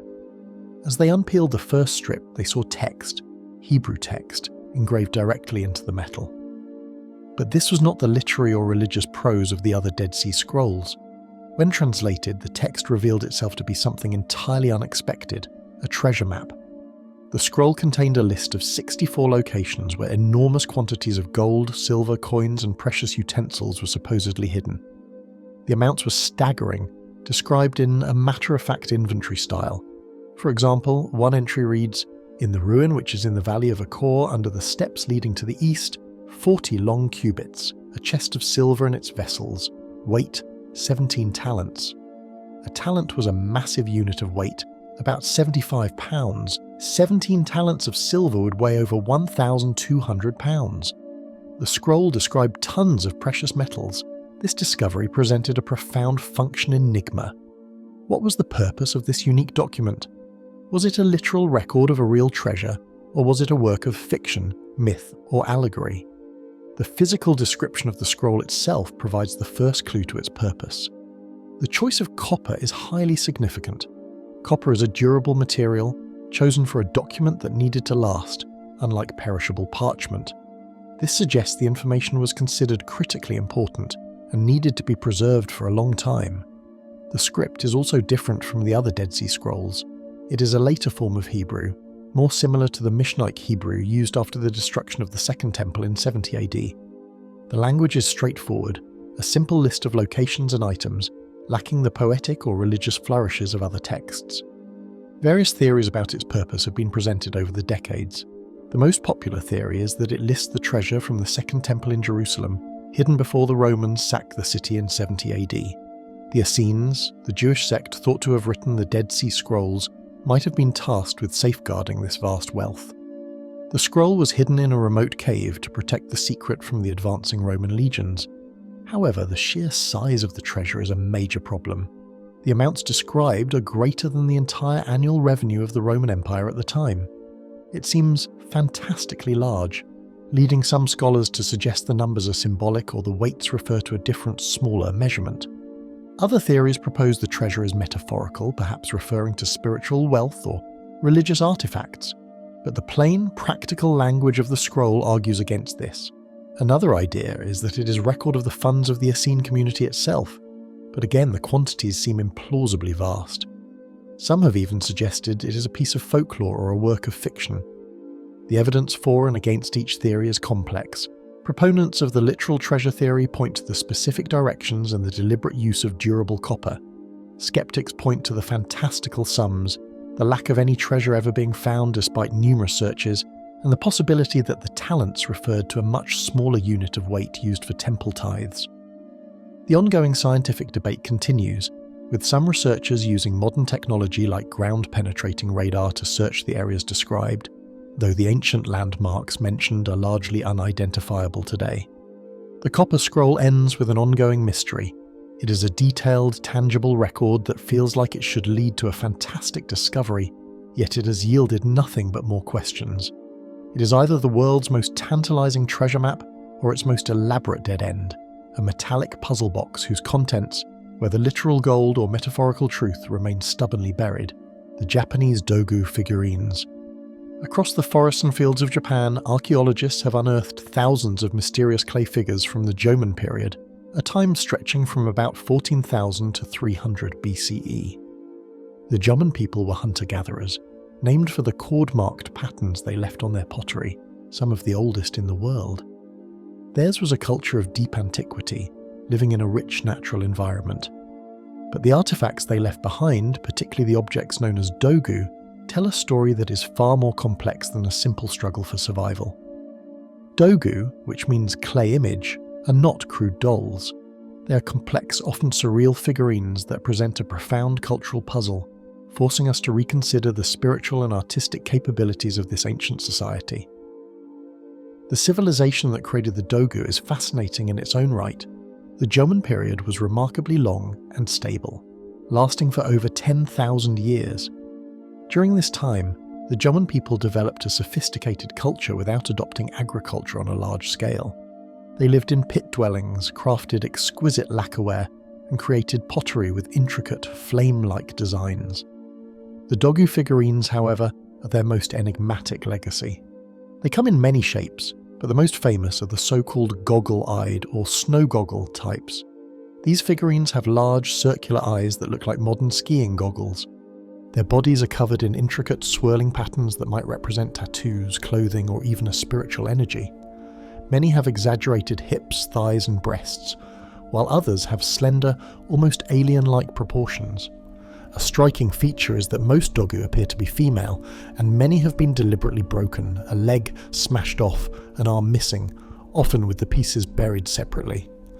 This contrast between the dogu and the known capabilities of a hunter-gatherer society is stark.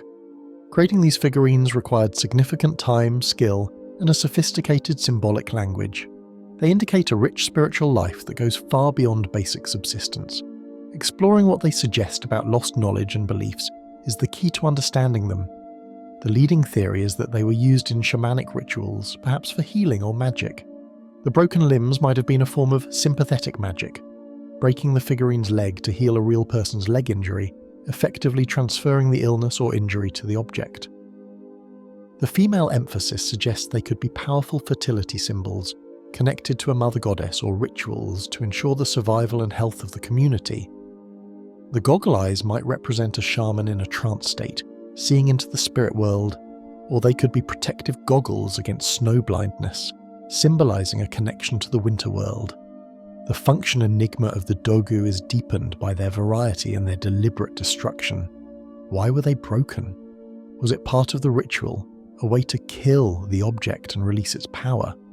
Or does their fragmentation indicate a belief in an afterlife where the object would be made whole again? Some researchers have noted that the goggle eyes and the intricate patterns on the bodies look oddly mechanical, leading to more speculative theories about their purpose. Could they represent visitors from another world dressed in suits? Or are they depictions of gods or spirits that the Jomon people believed in? The truth is, we have no way of knowing for certain. The Jomon people left no written records. We can only interpret the artifacts they left behind. The mystery of the dogu is that they don't fit the standard image of a prehistoric society. They're a powerful reminder that ancient peoples had their own complex philosophies, beliefs, and artistic visions that we can only partially decipher. They were not merely surviving, they were contemplating the human form, the mysteries of life and death, and the nature of the spirit world. The dogu stand as silent, enigmatic witnesses to a long-lost world, their wide, gazing eyes holding secrets about the deep history of human creativity and belief that we may never fully understand, reminding us that the inner lives of our ancient ancestors were as rich and complex as our own. The Rongarongo script. On Easter Sunday, 1722, a Dutch explorer landed on one of the most remote inhabited islands on Earth. He named it Easter Island.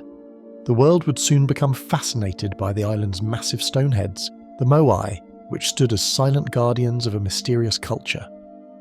But centuries later, another mystery would emerge from the same soil, one that remains unsolved today. In the 1860s, European missionaries who had arrived to convert the islanders discovered that several of the island's wooden artifacts, tablets, staffs and figurines were covered in strange, finely carved symbols. The islanders called this script rongarongo, which translates to recite, to declaim, to chant out. The missionaries were excited, believing they had found a key to the island's history, but their excitement turned to confusion when they realised that no one on the island could actually read the script anymore. The knowledge had been lost. The physical description of the script is the first part of the enigma. The glyphs themselves are beautiful and complex, featuring human figures, animals, plants, geometric shapes, and other cryptic forms. They are meticulously carved into wood, often using a sharp shark tooth or obsidian flake. The script is written in a unique and sophisticated pattern called reverse boustrophedon. This means that to read it, one would start at the bottom left-hand corner of a tablet, reading a line from left to right. Upon reaching the end of the line, the reader would physically rotate the tablet 180 degrees to read the next line, which was now upside down but also written in the opposite direction. This system suggests that Rongarongo was a fully developed writing system, not just simple pictograms. The central function enigma is stark. What was its purpose? Why did the Rapa Nui people go to the immense effort of carving this complex script? The most prominent theory, supported by the island's oral traditions, is that the tablets were not for everyday communication but were sacred objects. The few elders who had any memory of the script in the late 19th century told researchers that the tablets were recited by chosen officials, known as Maori Rongarongo experts, during important ceremonies and rituals. They were memory aids for chanting lineages, cosmogonic myths, creation stories, and possibly traditional prayers. The glyphs didn't represent a phonetic alphabet where each sign equals a sound, but were a form of proto-writing, where each symbol served as a prompt to recall a large amount of memorized text. This would explain why the ability to read them was lost so quickly. When slave raids and introduced diseases in the 19th century devastated the island's population, they killed the elite class of priests and scholars who were the sole guardians of this knowledge. The meaning died with them. Other theories about its function are more controversial. Some linguists have pointed out stylistic similarities between Rongarongo and other ancient scripts, suggesting a possible, though unproven, link to the writing systems of the Indus Valley or even prehistoric China. Another haunting theory proposes that Rongarongo was an invention of desperation. The script only appears on artifacts that date to after European contact. It's possible that after witnessing the power of the written word from the foreigners, the island's leaders invented their own script in a last-ditch effort to preserve their culture against the impending collapse brought by disease and violence. This would make Rongarongo a tragic, purposeful creation to record a world that was already ending. The evidence for and against these theories is complicated by the script's current state. Despite numerous attempts by linguists and code breakers, including those who worked on military ciphers in Wapluti II, the Rongarongo script has never been deciphered. Only about 24 authentic wooden tablets survive, and the limited amount of text makes cracking the code nearly impossible. The few elders who provided information in the 19th century gave conflicting translations. Some symbols, like a recurring glyph that looks like a frigate bird, might be linked to the island's birdman cult, but this is just a guess. The function of Rongarongo is locked away. It is a ghost of a language, a system of knowledge that flourished in complete isolation on a tiny island in a vast ocean. The wooden tablets are silent now, their carefully carved lines representing a library of lost wisdom.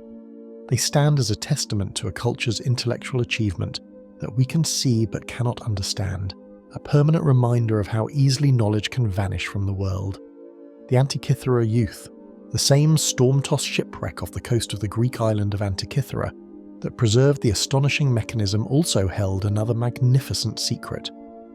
In 1900, the sponge divers, who were risking their lives to retrieve artifacts from the deep, brought up not just corroded gears, but also the fragments of a breathtaking work of art.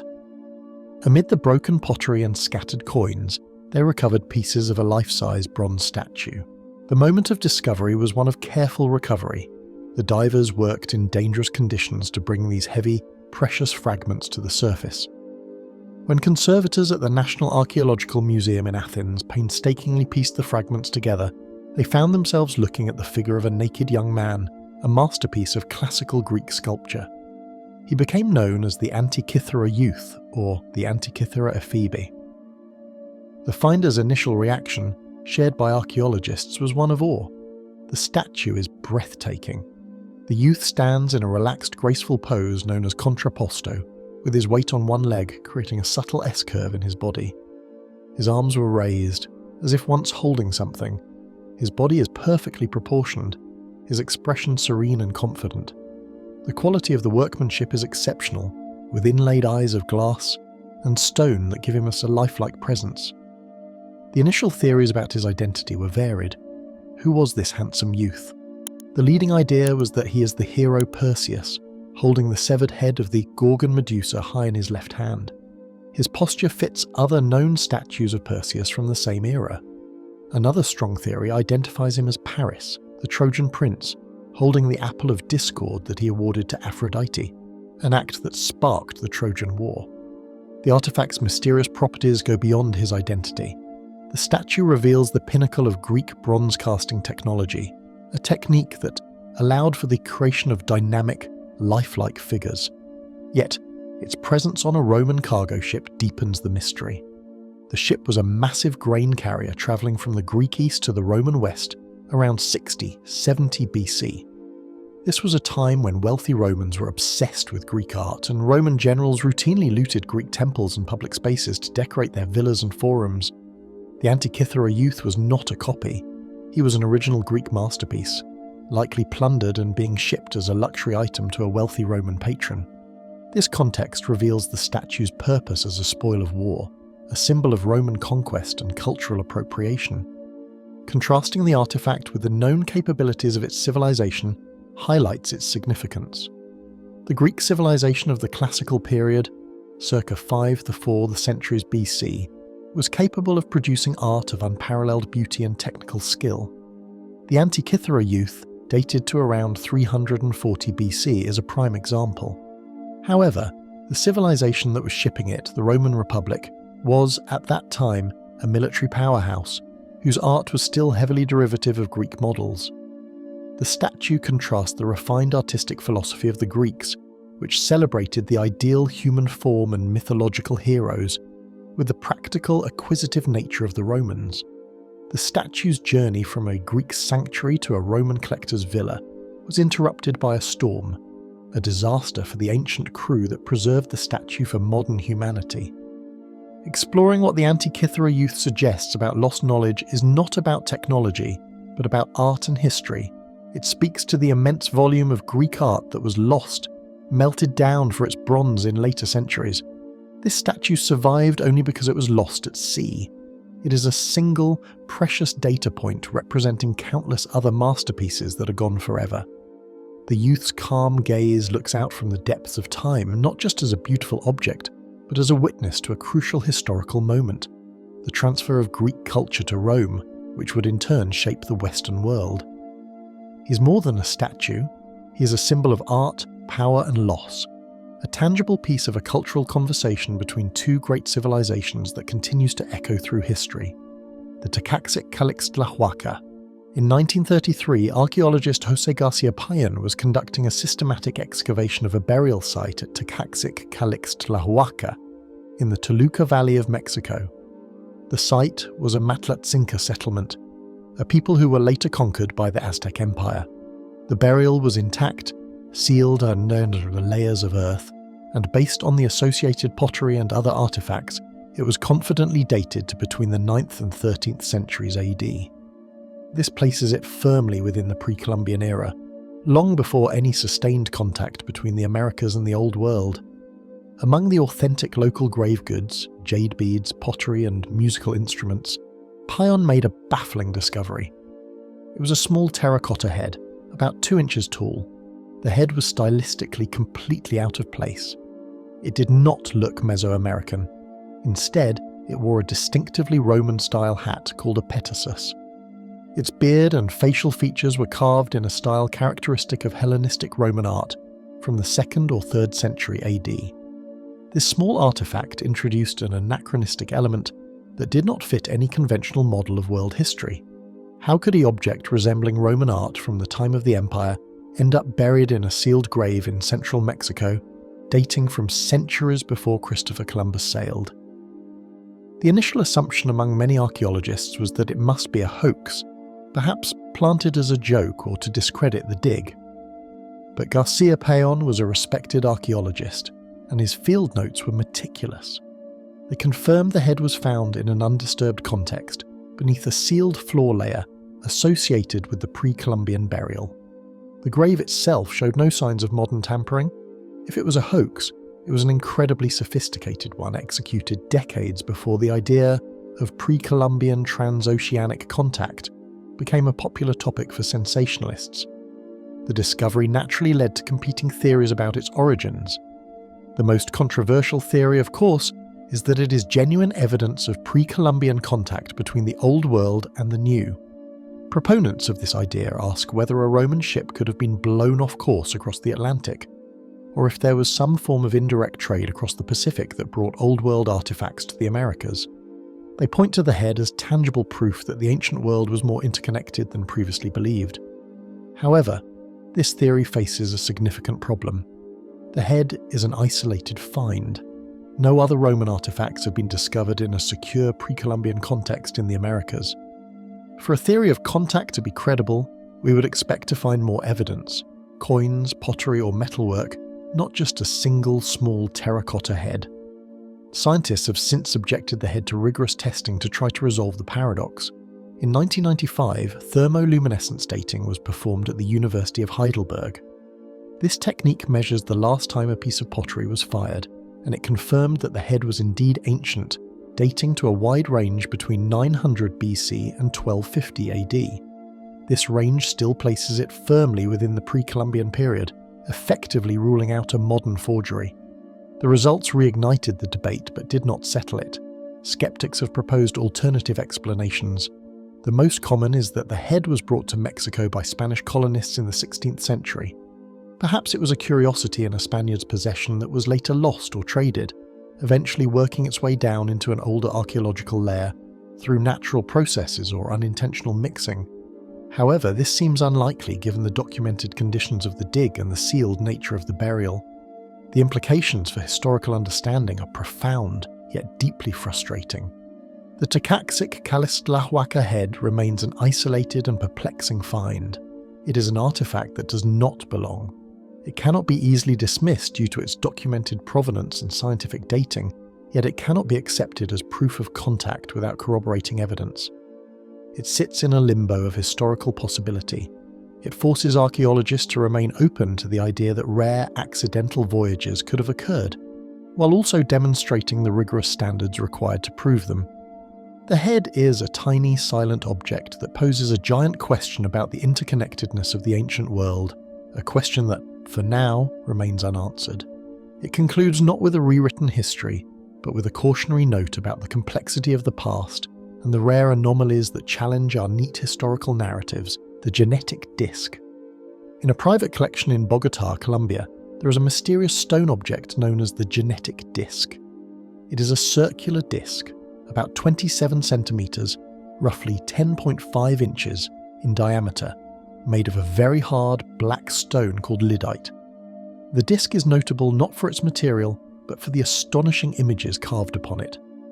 The seller who provided it to the collector claimed it was a pre-Columbian artifact found somewhere in Colombia.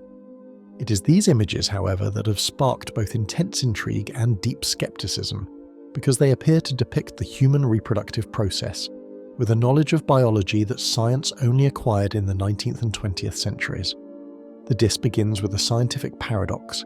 It shows information that should have been impossible for an ancient civilization to know. One side of the disc shows what modern viewers instantly recognise as detailed depictions of a sperm cell, an egg cell, and the moment of fertilisation leading to a zygote, the very beginning of human life. The carvings show the fertilisation process and the early stages of cell division, concepts that require a microscope to observe. The other side of the disc carries the enigma further. It shows a series of images illustrating the development of a fetus in the womb, from a small cluster of cells to a recognisably human form. Perhaps the most shocking carving is a clear representation of a fetus connected to an umbilical cord and a placenta. The level of biological detail is staggering. The disc also features carvings of strange alien-like heads, which has further fueled speculative theories about its origins. This introduces the artifact that defies explanation. How could an ancient civilization have knowledge of sperm and ova, which are invisible to the naked eye? The microscope was invented in the 17th century, and the intricate details of human reproduction were not fully understood until much later.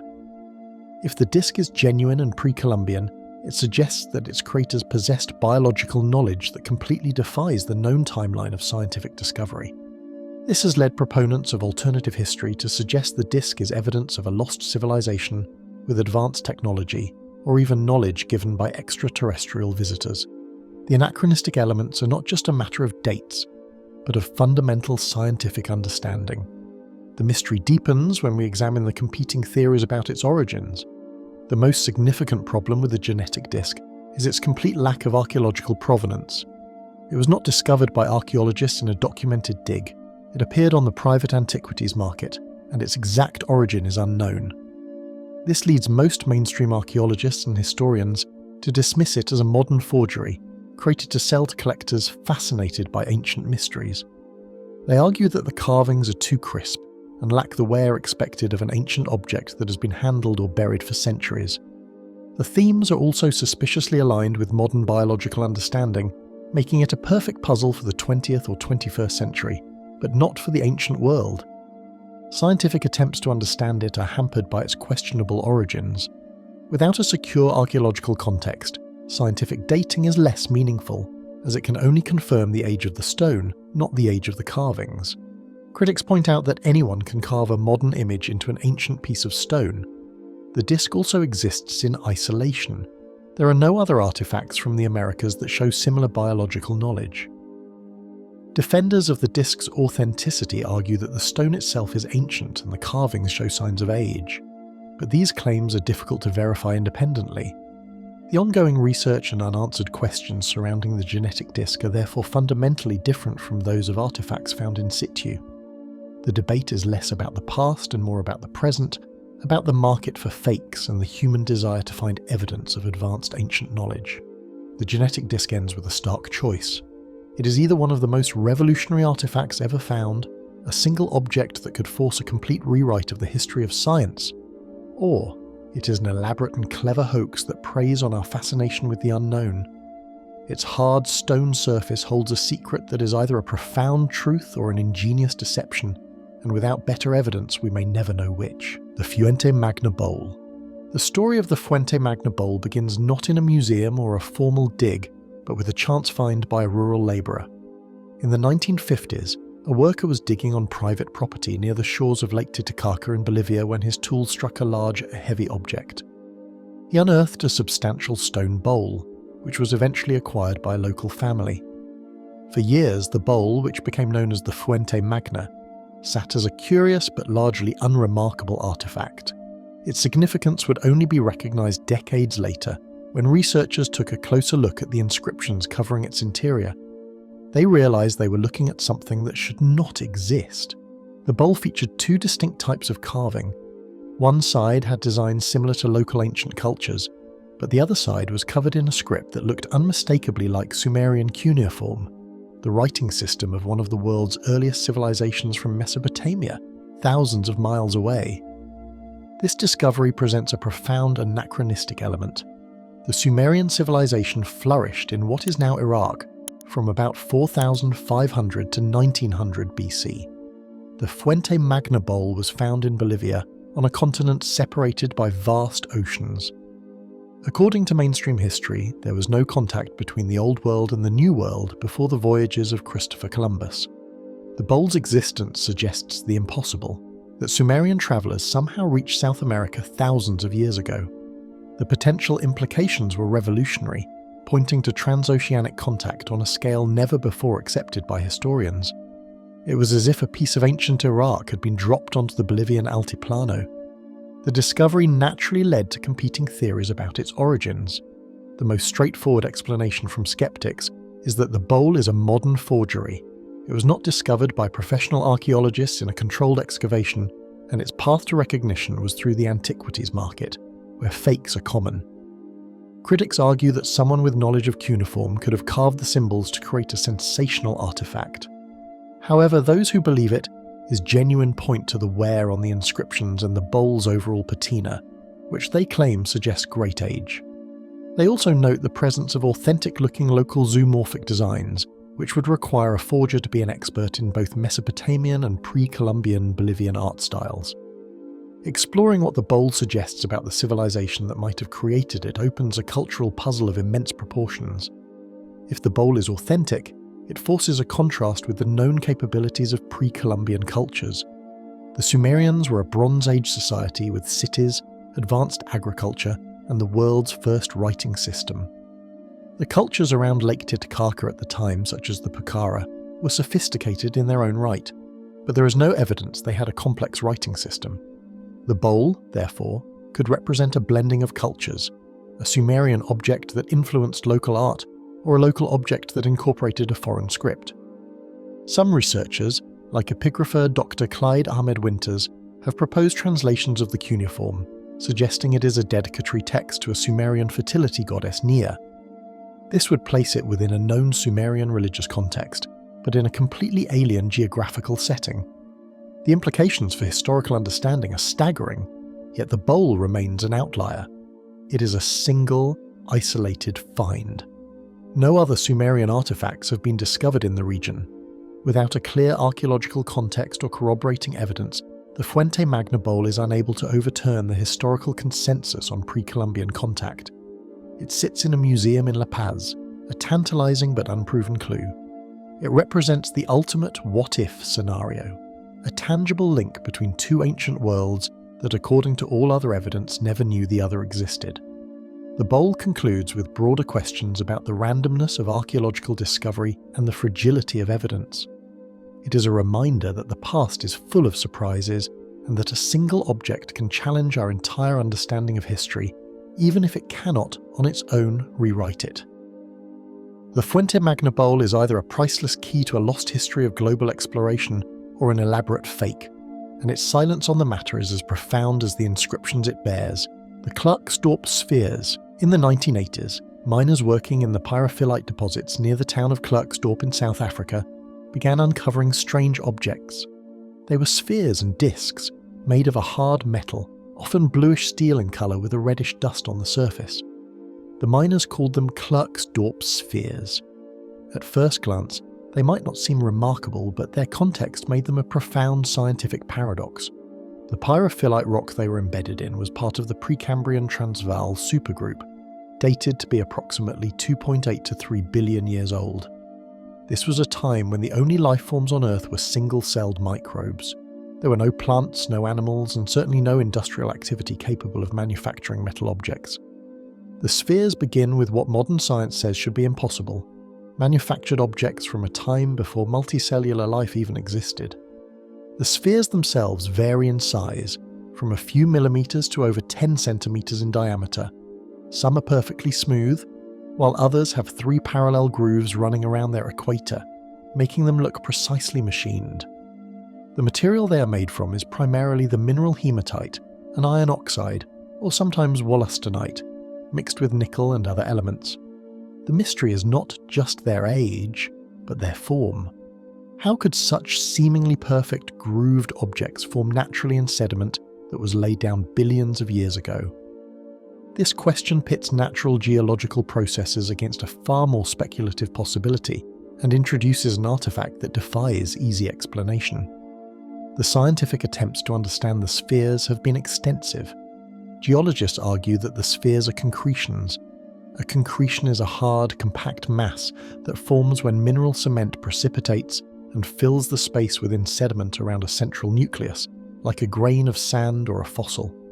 Over millions of years, under immense pressure, these concretions can become extremely hard and often take on spherical or disc-like shapes due to the uniform way the minerals crystallize. The grooves they suggest could be the result of crystal growth patterns in the surrounding rock, which etched lines onto the forming sphere before it hardened completely. Similar hematite concretions, known as muckwe marbles, are found in the Navajo sandstone in Utah and are accepted as natural formations.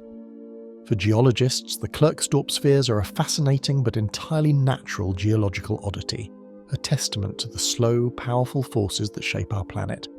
However, the precise grooves and seemingly artificial symmetry have led to alternative theories that challenge this view. The primary scientific paradox is the level of perfection. If they are concretions, why are some so perfectly spherical? Why do the grooves appear so straight and parallel? Proponents of these alternative views point to the difference in hardness between the spheres and the surrounding rock. The spheres are made of hematite, which has a hardness of about 5.5 to 6.5, while the surrounding pyrophyllite rock is much softer, with a hardness of 1.5 to 2. This difference, they argue, allowed the spheres to be released undamaged from the soft rock, but it does not explain the precise grooves. Some have even claimed that the spheres are so perfectly balanced that they were tested and found to be balanced within a few thousandths of an inch from perfect, a claim often repeated but not substantiated by official scientific documents. The debate over the Klerksdorp spheres highlights the tension between observable phenomena and conventional scientific understanding. They're a classic example of an out-of-place artifact, or part. The scientific establishment, relying on the well-documented principle of concretion formation, sees a natural wonder. Others, looking at the same objects, see a mystery that suggests our geological and historical timelines might be incomplete, perhaps even pointing to a lost advanced civilization or extraterrestrial visitors in Earth's deep past.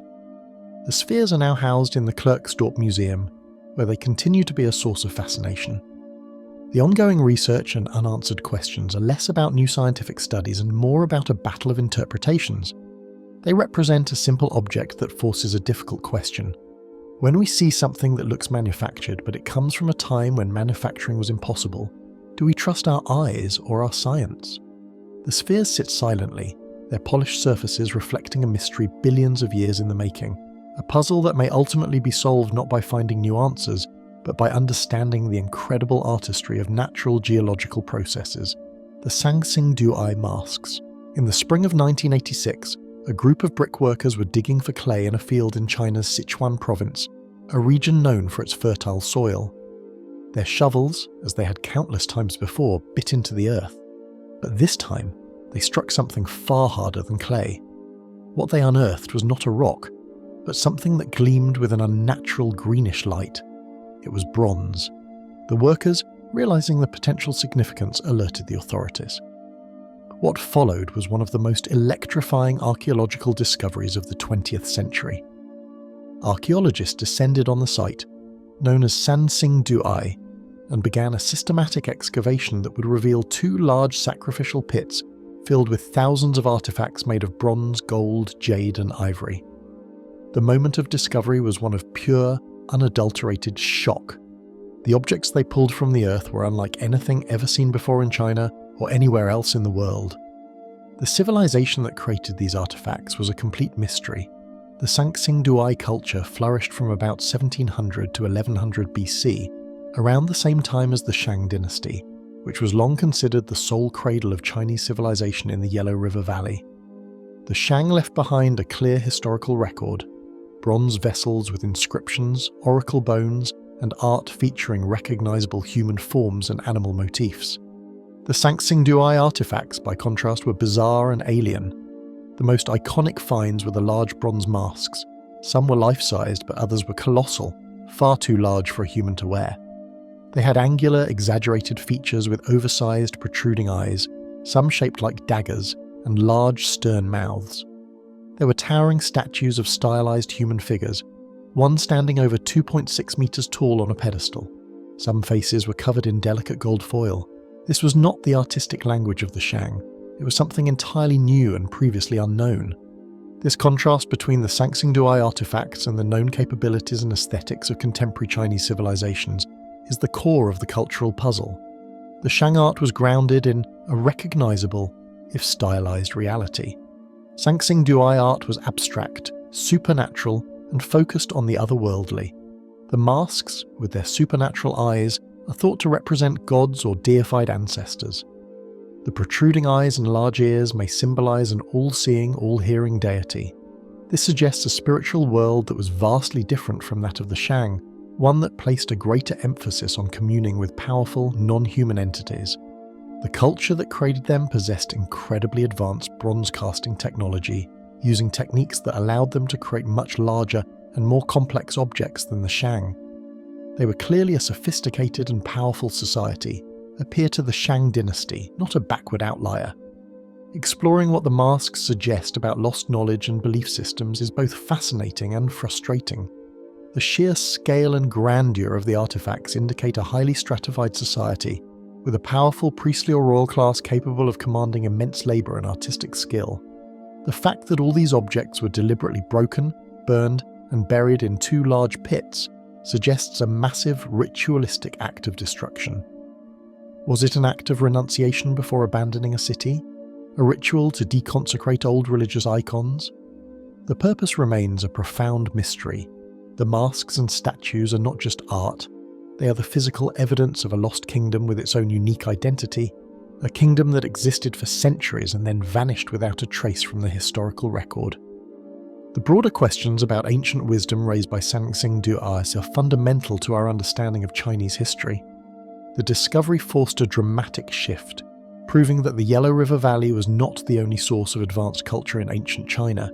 Multiple, highly advanced civilizations developed independently in different regions. The reason for Sanxingdui's sudden disappearance around 1100 BC remains unknown. Some theories suggest a catastrophic earthquake or flood that diverted a vital river, or perhaps a military defeat that led to the deliberate burial of their sacred treasures. The civilization's knowledge, stories, and language were so utterly lost that even the name Sanxingdui is a modern designation based on a nearby town. We do not know what these people called themselves. The moment of discovery in 1986, therefore, was not just the finding of artifacts, it was the recovery of an entire lost civilization. The Sanxingdui masks stare out from the deep past with their cold bronze eyes, representing a glorious and sophisticated culture that rose, created masterpieces unlike any other, and then vanished, taking their secrets with them. They are a testament to the staggering diversity of the ancient world and a powerful reminder that history is not a single, linear narrative, but a tapestry of which many threads have been lost. The masks conclude this journey through ancient mysteries by underscoring the greatest mystery of all, how entire worlds of human experience and belief can rise to greatness and then disappear, leaving behind only enigmatic and breathtaking fragments for future generations to ponder. These 27 artifacts are more than just museum pieces. They are questions carved in stone, cast in metal, and drawn on parchment. They remind us that history is not a simple linear story, but a complex puzzle with many missing pieces. Some of these mysteries may one day be solved by a new discovery or a technological breakthrough. Others might remain enigmas forever, silent challenges from the past that inspire our curiosity and remind us of the vast, uncharted territories of human history.